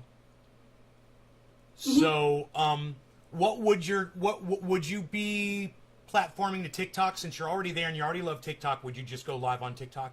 Would that be your choice? I would honestly love to be able to go live on multiple platforms, because I would love to be able to utilize that. I mostly go live on TikTok because it's my largest platform. Like I have 2 cell phones and an iPad that I could use to go live on multiple channels, but I can't use my phone to type on and be live at the same time. Sure. So let's go back to cannabis. What's your favorite kind of cannabis? Do you have like a favorite kind, like a sativa or an indica? Do you like the stuff that gets you really stoned, or do you like the stuff that gets you high and awake all day? You have a preference? Well, I use it for multiple reasons. One is some of the medication I take makes me incredibly nauseous. So you'll see me like take a hit of a hybrid in the morning. And it's not to get me stoned. It's literally just to make that nausea go away, because Sure. It's the one thing that works. It's a shelved lawsuit right now, but I have a lawsuit with an anti-nausea medication. So I try not to utilize that. Wow. I try to avoid taking medicines if I have to in general. I'd rather go the natural route. I just know that sometimes the natural route isn't what's best for your body. I had cancer a few years ago, and I had neighbors a couple houses down that were big smokers. I didn't actually get really into cannabis use until I had cancer. I had cancer in 2017. And I had non-Hodgkin's lymphoma in my throat. That's my lovely scar right here. My sister has the exact same thing. My sister. Non-Hodgkin's Really? lymphoma. Yes. She got quarantined, radiated, the whole thing. Been through it. Yep. And the side effects of the medication have been a struggle even years later. So I had a neighbor a couple houses down that was really, really helpful to me. Like, she would get my kids off the bus because she knows that after radiation I would sleep. And sometimes I would miss the bus coming. And she was really great to me, but she had a friend that did a lot of cannabis research with cancer treatments. So I spoke with him a lot, and that was really when I got into my cannabis use. Now, I chose not to go with his form of treatment because I went and spoke to my doctor about it and asked them about the effects of it and everything. And there just wasn't enough research on it for me to feel comfortable with putting my life on the line like that when I have small children. So I went with the treatment options that the doctor suggested, which, have their ups and downs. They have their pros and cons. I don't have cancer anymore, but, my hands shake constantly. So it's super fun. But he was when I really got into understanding a lot of the logistics of it. So, like, I almost always smoke a hybrid. A lot of my hybrids are indica dominant. Sativa is really hard on my heart. It usually gives me chest pain, so I go for a hybrid or a indica dominant hybrid. Mm-hmm. And the majority of my use is right before bed. I'll smoke it to be able to calm down, because a lot of times my brain just goes too fast and I can't slow down my thinking process, and I can't calm down enough to literally lay down and fall asleep. So I'd rather smoke a joint than take a pill. Right. So are you on Synthroid? Yes. Yeah. Yes. So is my sister. So, all right. We're gonna come back to cannabis if that's okay. I wanna ask you some personal questions. So when TikToking, 15 seconds, 60 second, or 3 minutes? What's your favorite? Probably the minute. I talk a lot. I talk fast. Mm-hmm. And 15 seconds doesn't usually get my point across. Right? That's what I'm finding. Anything past a minute, anything past a minute, you can't stitch or duet. So I try to keep everything to a minute. Ah, that's good. Okay. So this right here is some stuff that I make out of cannabis. It's cannabis based. It's 98% coconut oil, 1% peppermint oil, and 1% activated THC oil. And it's got over 50 uses. I use it all the time. And if I get like any kind of an itch anywhere on my body, bug bite or a hornet or whatever, this makes the pain go away instantly. So check this out. We were talking about doctors. Oh, wow. We were talking about doctors before.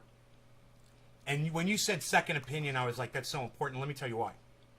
So I make this stuff, and it's got peppermint oil in it. And the peppermint oil with the coconut oil, fungus won't grow in it. It's antiviral, it's antibacterial. This stuff, it will go rancid if you leave it outside in the sun for like a month.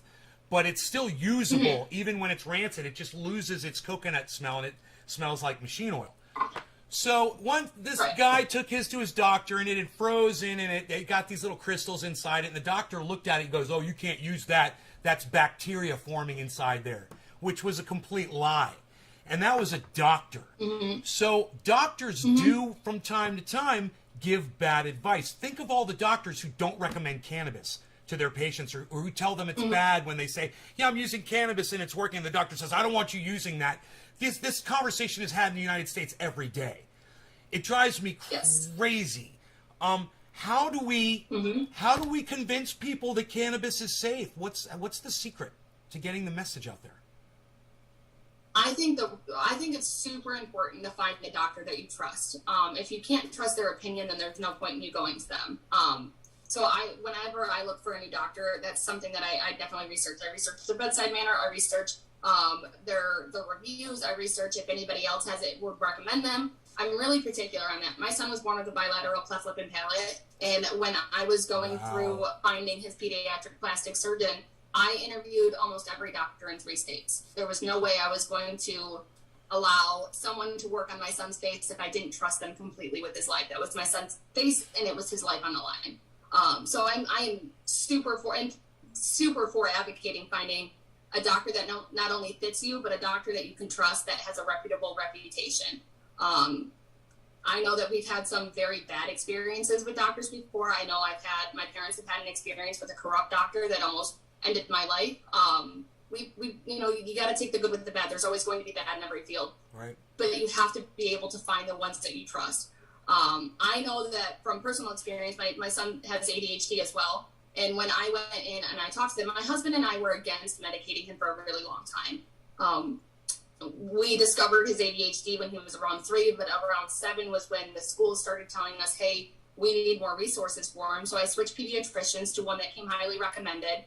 And I went and I spoke with her, and I'm like, hey, my husband and I really aren't comfortable with putting him on medication so young. We're really nervous about this. Talk to me about CBD oil. Talk to me about cannabis use in ADHD. There's been a lot of research on it. And she's an older lady. So I was very surprised with her response. Her response was, I'm not against it. I think that there's a lot of benefits that could be had from it. There's just not enough research on it yet, and it's not regulated yet. So I can't suggest for you to go out and purchase a CBD oil that would benefit him when the what's the word I'm looking for? The recipe itself isn't regulated. So you can't guarantee uniformity, especially if you buy different brands. So she said that we could reevaluate when that does become more regulated. My state's only been legal for the last few years, so there's a lot of red tape still involved with cannabis use. So humans have been on the planet for about 4 million years. Cannabis has been documented use for the last 10,000 years. I would say that's plenty of research. And where's the bodies? That's what I would say to them. Where's the bodies? Show me the bodies piling up from the use of cannabis, and then you can tell me that it hasn't been researched thoroughly. And this is how I feel about COVID too. We've got 5.8 billion vaccines administered now. That's a real good research group. There's never been a larger research group than that I know of than 5.8 billion people. I mean, it's like the research is out. I mean, the cannabis, the research is out. COVID, the research is out. That's just grab them by the shoulders and shake them until the facts start sinking into their brain, because nothing else is going to work, it seems now. So this is my next question. When you get your feedback on your TikTok, how many people have said, hey, you know what? You changed my mind. I went and I got vaxxed. Thank you. You hear that? Actually, I I was telling my sister this morning, it's gonna make me cry. But I was telling my sister that this morning. I was like, she goes, do you get a lot of hate on there? And I said, I get some hate. I said, but the thing is, ever since I started sharing my dad's story, I have had so many people directly message me and either ask me specific questions and then they go get vaccinated, or they just tell me, hey, I got vaccinated because of your videos. Hey, I got vaccinated because I heard your dad's story. It's beautiful. And that's about the best way that I could honor him. And literally, there's probably been thousands. Whoa, it's amazing. So how does it feel to be, you're changing the world? You're making a difference. How does that feel? Does it feel good? It feels great. Yeah. Because even though my dad's not here, maybe I can save another little girl from losing their dad. Yes. And that's what I told my audience this morning. I was like, come over and find out why Hill is doing what she does. You're going to find out why in this interview. And that was, you're making a difference. And you're saving lives. You're like an angel. I'm trying. You're like an angel. You're saving lives. It's amazing. So, let me get away from that for a second. Let me ask you this: what's your favorite movie of all time? Personal question. Drop Dead Fred. Drop Dead Fred. That didn't take you but a second. It is such a stupid movie. But I know. It is so funny. Top five favorite movies of all time. Top 5. Mm-hmm. What are they? My top 5? Yes. Oh. Goodness. Drop Dead Fred. Harry Potter. I loved The Skeleton Key. That was probably one of my favorite, psychological thriller movies, solely because the bad guy wins in the end, and you never see that happen. Mm-hmm. It was such a turn of events at the very end, that I was just like, you know what, that's it. It's got to be on the list. I couldn't even tell you. I love the Avenger movies. Nice. And then Lord of the Rings. Nice. Yeah, that goes along with everything you've already said. It's perfect. It's a good. That gives a good. So you're kind of like a nerd, aren't you? A little bit. Yeah, I like that. That's good. There's nothing wrong with that, man. That's cool, man. And to give you an idea of my personality, in high school, there wasn't a lot of cliques in my school. Everyone kind of commingled, but I was the person that was a cheerleader. I was also in student council. I was in drama club. Totally. And I knew all the staff. Nice. Oh, yeah. I could totally see that. So let me ask you this. Do you have any pets? I do. I have 2 cats. Your cats. What are their names? Leo and Loki. Nice. So, Leo both boys? is named after the Ninja Turtle. They're both boys? Yes. Nice. All right. I'm the only girl in my whole... What's your favorite style of music? I'm really eclectic with that too. My favorite song is For Elise. I in a piano version or the what's the I'm trying to think. I can't. I'm trying to think how that song goes because I'm pretty sure I used to play it or my mother used to play it on piano and I just can't remember the tune of it. Isn't that funny? It's very popular.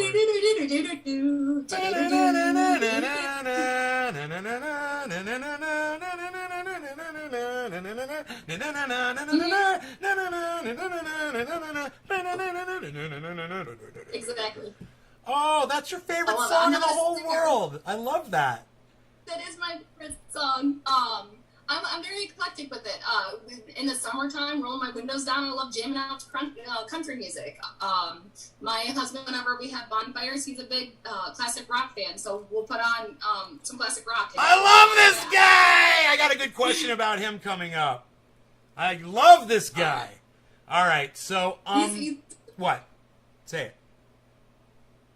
I said he's a great guy. He's wonderful. We've been together 11 years. Of course he is. Look at his wife. You know? He's got to be a great guy. All right, so,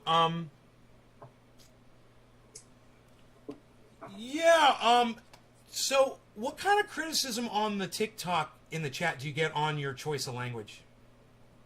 Do people come after you? I've had a lot of people mention that, you know, I would probably gain or garner a better audience if I wasn't yelling and swearing.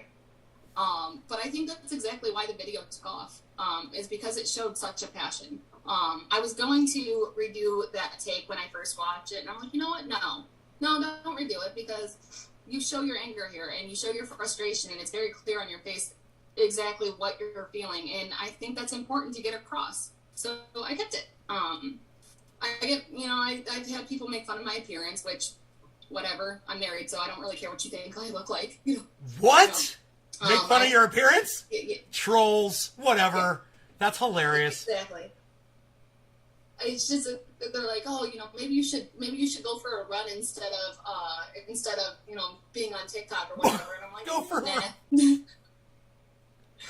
Or I had people make fun of my teeth, and I'm like, my parents paid a lot of money for these. I'm gonna keep them. Nice. So, did your channel? I get a lot of hate that I'm spreading misinformation and all this other stuff. But like I said, the majority of my content has had a positive impact. I've had a lot of positive on there, and I get few and far between people that are just outright negative to me or outright hateful. But I get a lot that contradict what I say. So those are the comments that I use to reply to. And it's not that I want to give that person attention. It's just they're usually the one commenting something like, you know, I got COVID from the vaccine, and it's a perfect opportunity for me to be able to completely show that that's untrue. You know, because people go through, I know that I won't convince the people that are actively on there being hateful or spreading misinformation. I'm going to convince the people that aren't talking on there, the people that are just watching, the people that aren't saying anything and going, I don't know what to do. Those are the people that I'm reaching. Those are the people that I'm going for. And for that, I've had a lot of positive impacts in my DMs. What was the channel's status before that one video came out where you were cursing about getting vaxxed? Just get the fucking vax. Were you already popular on TikTok, or did that like propel you? That one video? At the time of that video going viral, I had already had around 190,000 followers on TikTok. Whoa, wow. Do you know how many views you had? Jeez Louise. I can tell you, let me see if I can look into the analytics real quick. Wow. Or do you know how many views this one video has, this new video? On just TikTok, in the last 28 days, I've had almost 17 million video views. And I want to say that around 11 million of those came after that video. And then there's 500,000 views on the reaction video from MSNBC on Twitter, and the Washington Post posted the video, and that one has a couple 100,000 views on Facebook. I didn't know Washington Post did that. They did the other day. I shared it on my Facebook, and my Facebook is actually pretty private to just, you know, like people I know personally. So I don't usually, like, I'd probably add you on there, but I wouldn't add, you know, any Tom, Dick, or Harry. I'm Ben Shader. I'm Ben Shader on Facebook. 6 Ben Shader channels. Ben Shader. Ben Shader. Okay. No, that's a joke. And then whole Facebook. That's a joke on my show because I never talk about my real name on my show, so they're all probably laughing their asses off right now. Okay, so who's your favorite comedian of all time? You know what's funny is my husband could answer that question. Because he's the one that puts on music. He's the one that puts on the TV, and he picks up. My ADHD makes me so indecisive that I have to meal plan my dinners 2 weeks in advance, or else I will sit there for 3 hours deciding what to eat for dinner. Is he around? Is he around? Can you ask him? He's working. Oh, can you text him? You say who's my favorite? Say, honey, who's our favorite comedian? Let's see what he says. Let's see.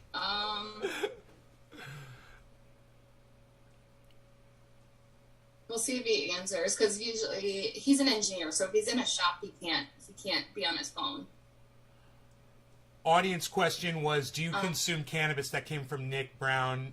Another audience question was, this is from Josh, can you offer any TikTok tips when uploading or coming up with ideas for your channel? I would say the more you enjoy the topic, the more passion is going to come through, and TikTok loves passion. Whatever you do in life, I would say that's what you should market on your channel.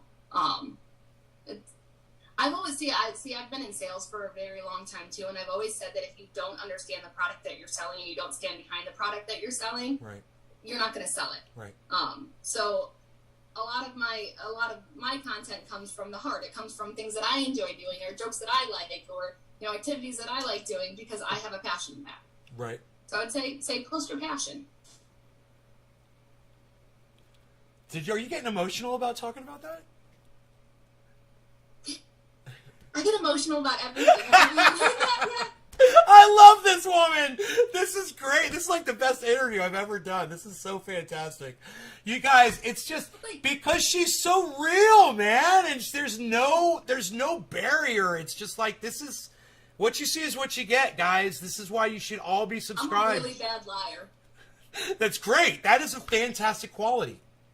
It is one of the greatest qualities a human being can possess, is to be a poor liar. Thank you. Yes. I 100% agree. Let me move on here. How did you get started in social media? That was from Dean.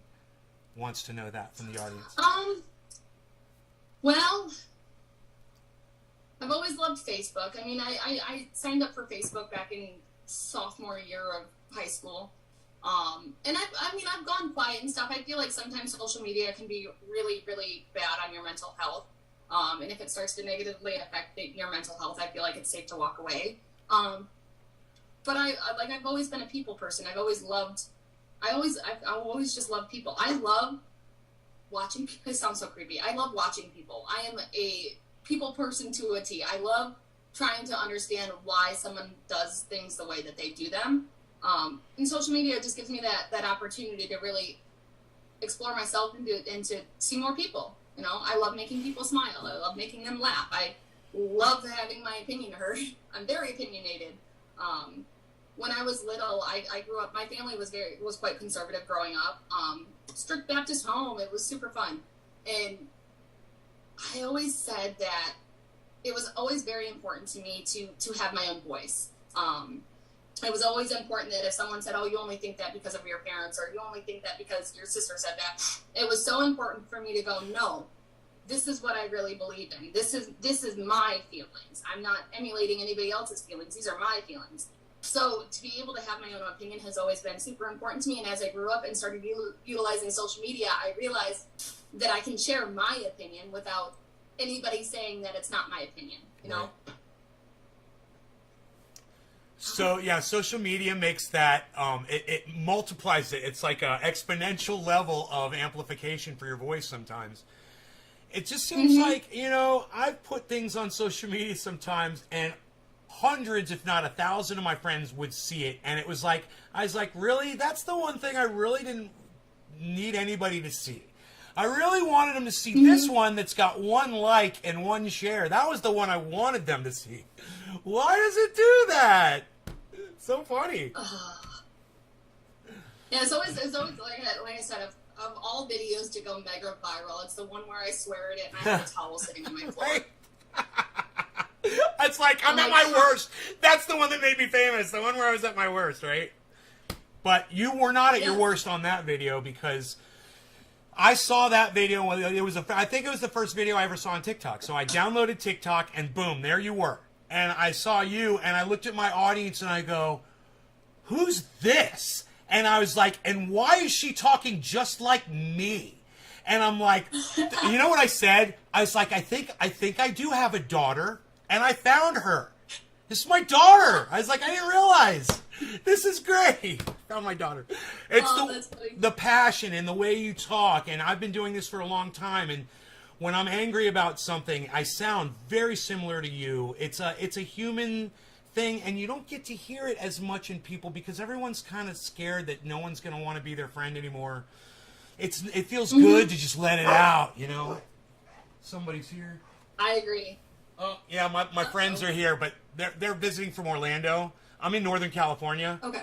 And they've been here for the last few days, and they knew this was going to be going on, but they're going to sit out here on the porch and hang out while we do this. Let me see. I've got some really good questions for you. So this is from Billy Ballantyne, and Billy Ballantyne, I suggest you follow him on TikTok too. It's IE, Billy with an IE. He's funny, Okay. and he's an actual clown, like a real clown in real life. And turns out he's allergic to the frickin' makeup, the makeup that he put on, and he couldn't do it anymore. So now what he does is he creates these incredible things, creepy stuff. I collect them. He's got all kinds of people all around the world that order things, whatever they want. He can make it from anything. It's great. But then he's really funny too. He makes you laugh. Well, he's got a question for you, and he says, "Do you make money with TikTok, and how do you monetize?" I joined the creator fund. Probably when I had under 100,000 followers. It was right around the time that they launched it. So I do get paid for views, but it's a really minor amount. It's like something like $1 per 30,000 views or something like that. It's not anything to take a career out of. Not unless you're someone like Call Me Chris or who has multiple. Charlie D'Amelio probably makes a ton of money on TikTok views, but I do make money off of it, but it's a really minor amount. I'll say that I made probably close to $400 off of the video that went super viral, the one with over 8 million views. And I called my siblings, and they're like, actually, I have a group chat with them, and I called them, and I'm like, hey, this is what's going on, and this is what I made. And my brother, he goes, well, that's my dad too, so I'd like a cut.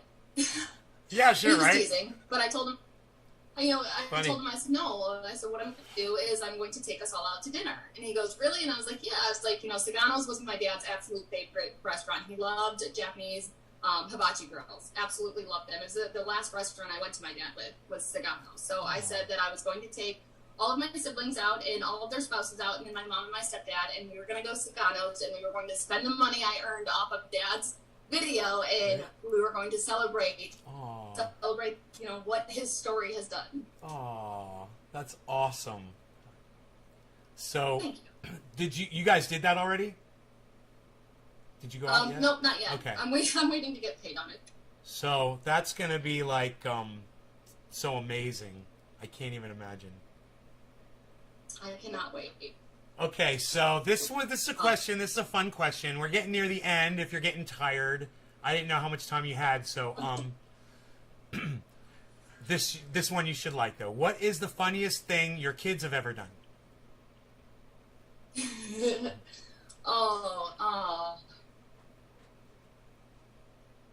you ask me these questions and like everything disappears from my head. My kids are just Like what? They're Think all about right. you're like when you go, oh my God, you're not gonna believe what they did. I mean, give me one of those stories. my youngest is he's very creative, and like I said, he's got pretty severe ADHD. He is one that has a hard time functioning at all without any kind of aid. So that's where a lot of my patience comes from is him. And years of dealing with a child that is so busy. But last summer he cracks me up because he got so proud of it. But it had rained in my state, and my house is surrounded by a swamp. That's why you see all that green in the one video. That's a swamp right there. And so there's a lot of mud and a lot of bugs. And one day I go to walk to my backyard, and I look at my back door, which is a white back door, and my son was covered head to toe in mud. Oh. And he had painted the entire door brown with mud. And I looked at him and I said, Noah, what are you doing? And he goes, look, Mom, I painted the door. It's brown now. And I'm like, Noah, we don't do that. And he goes, but isn't it pretty? And I'm like, yeah. So I got a picture, and that kid just. That's hilarious. He's so funny. I painted the door. He had the greatest time cleaning it off. He came in my door. That's great. Okay, so Or oh, you got another one? together. There was one. Okay. I got one more. Okay. Because this is how conspiring brothers are. When my youngest was 15, they're 15 and a half months apart. So when my youngest was 15 months old, he had the palate surgery. When he had his cleft, it was both sides. Wow. And then he was missing the entire roof of his mouth. So they had to take pieces of his cheek to create the roof of his mouth. And that surgery is about an 8 to 12 week recovery. Whoa. So for 8 to 12 weeks, you're on a liquid diet at first, and then you're on a soft foods only diet, and then you can slowly reintroduce harder foods. Well, right around that 10-week mark, we hadn't reintroduced anything hard to his diet yet. And I woke up one morning and walked to go get him out of his crib, and I look in his crib, and he is just sitting up, eating a bag of chips, happy as can be. And I'm like, Noah! So I grab the bag, and my oldest son looks at me, and he goes, but Mom, he wanted chips. Oh my God. So they had gotten up the crack of dawn to go steal a bag of chips from the kitchen so that his brother could enjoy some chips. Oh my goodness. So luckily there was no repercussions, no physical repercussions from the chips. Nope, Okay. He was all right. And, Good. I was probably being overcautious with the diet and, what I was reintroducing. But again, it's his face and his mouth, so I was nervous. Oh, No? okay. So good. Chips. Oh. And he was fine. So, okay. It didn't hurt. And That's- he loved them. yeah. No? They were barbecue at that, too. I'm like, Well, "Isn't that maybe the spicy?" barbecue chip is the new recovery food for that surgery. Maybe you guys discovered something. Maybe, but and you know what? It was a fun process to finally be able to give him back regular food, because this is a kid that loves food. He's tiny as can be, but he loves to eat. And when we were told to keep him on a formula diet, and when we tried to give him the formula, he refused to take it. And he's like, I don't want that. I want food. I want what you guys are eating. So I literally, that very first night he was home, I took pizza that we had gotten, and because his doctor's 3 hours away, so it was a late night anyways, I took pizza that we had gotten, put it through the food processor, and added a bunch of formula to it, and syringe fed him this pizza puree all night. What? And he loved it. Pizza puree. Pizza in a cup. I love it. And it was literally a little syringe that you give medicine into, because that was how I had to feed him. And it was funny, but he ate it. And so I was like, all right, that's what you want, that's what you get. So every meal after that was pureed for him, and formula was added for the calories. That is interesting. That's another spin of baby food flavor there. Who knows? Maybe new baby foods will come out in pizza flavor. Pizza flavored baby Maybe. food, yeah. All right, so I've got another question for you. I think this is the last one. You ready? Okay. Is your husband as funny as you are, and why do you hide him? My husband is, personality-wise, he's hilarious. He does. He does a lot of the short, quick jokes, and he's very, very witty. And that's where my oldest gets it from. He's very quick with the witty responses. Mm-hmm. He is also incredibly shy and a massive introvert. We are polar opposites with that. I am not shy. I'm an extrovert. He's a very quiet and shy man. So that's why you don't see a lot of it. He gets really anxious with my social media. I didn't even tell him about the video going viral for a few days until his friends started messaging him, and I saw one text from one buddy, and he's like, "Hey, your girl's all over the news," and he's like, "I know." I'm like, "You don't even know what's going on." And he's like, "I know, you're going really viral," and I'm like, "Yeah." And he's like, "I'll just show me." But then it's got short, because I get people hitting on me, and I'm like, "No, I'm married." And Right. they're like, "Okay." Right. Yeah, go watch some of my TikToks. You'll catch on. I was like, I talk about him a lot, but you don't get to see him a lot. And when someone hits on you, that is something you can say to them. Say, you don't even go through my TikToks and see my kids and my family.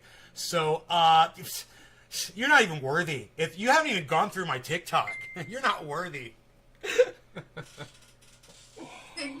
Yeah, don't hit on me if you don't even know. Or there's people that just don't care. You know what's funny is I had a Twitter account a couple of years ago, and then when I I told you I walk away from social media every once in a while, so I deactivate, and I forgot to reactivate it before it got deleted.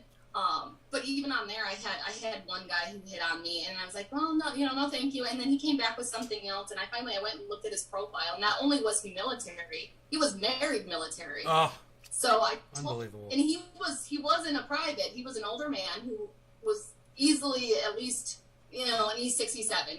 He was higher up. And I looked at him and I said, don't think your commanding officers would appreciate how you're talking to me, and I certainly don't think your wife would. You can stop now. And he quit with that, and it's like, don't be mean to me. Don't be disrespectful to me, and don't be nasty, and we'll be all right. Because if you are, I can either block you or I'll find you. Will you do me a favor? Write one more name down. Louis Rossman. Go back about a week. The video is called I Want to Tell You About What Happened Last Night is the name of the video. It's like within the last week on his video. He's got like over 1 million subs. He had something happen. He does live appearances. He's a YouTuber with over 1 million subs. He does live appearances all the time. He repairs computers and iPhones and things like that. Had some guy hitting on his wife show up at one of his live events. And go listen to that video. It's like an 8-minute video of him just walking in a parking lot talking about it. The story will blow your mind. Check that one out. Oh, wow. Louis Rossman. I will definitely. What was the Billy guy's name? Billy I.E. Ballantyne with a B. BB. Okay, and I would conduct this interview for another 3 hours with you. I'm having so much fun, but unfortunately I have an engagement. I've got to go. Would you come back on my show once you're huge, let no one and you forget who we are over here in this little corner of the internet? Would you come back? Absolutely. Cool, because I'll hit you up. I'll be like, hey, famous person.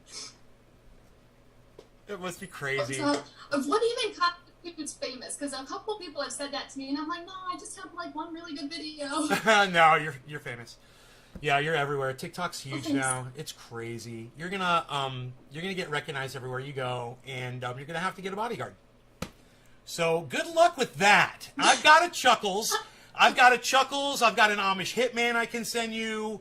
I've got a whole linebacker crew I can send your way. Let me know. And I'm from Detroit, so we know people. You guys are, I know, and you're tough too. You're built tough over there. With tough, and the pizza's good.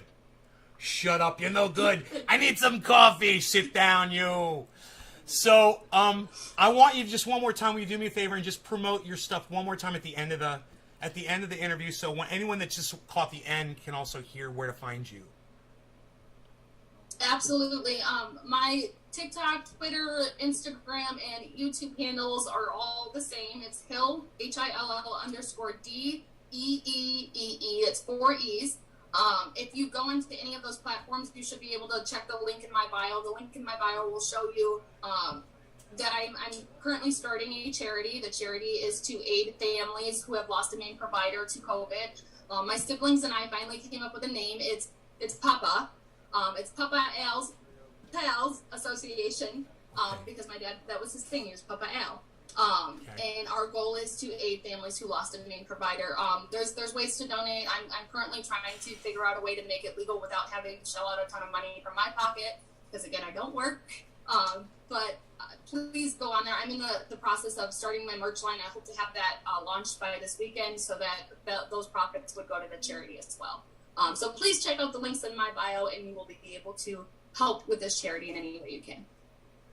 Thank you so much for doing this, and if you will just hold on, because I'm gonna end the show, but I want to talk to you for just 1 second after. Just hold on for 1 second. You guys, thank you so much for tuning in. Love you guys. I hope you enjoyed the interview. And remember, Hill D, and it's Hill_DEEEE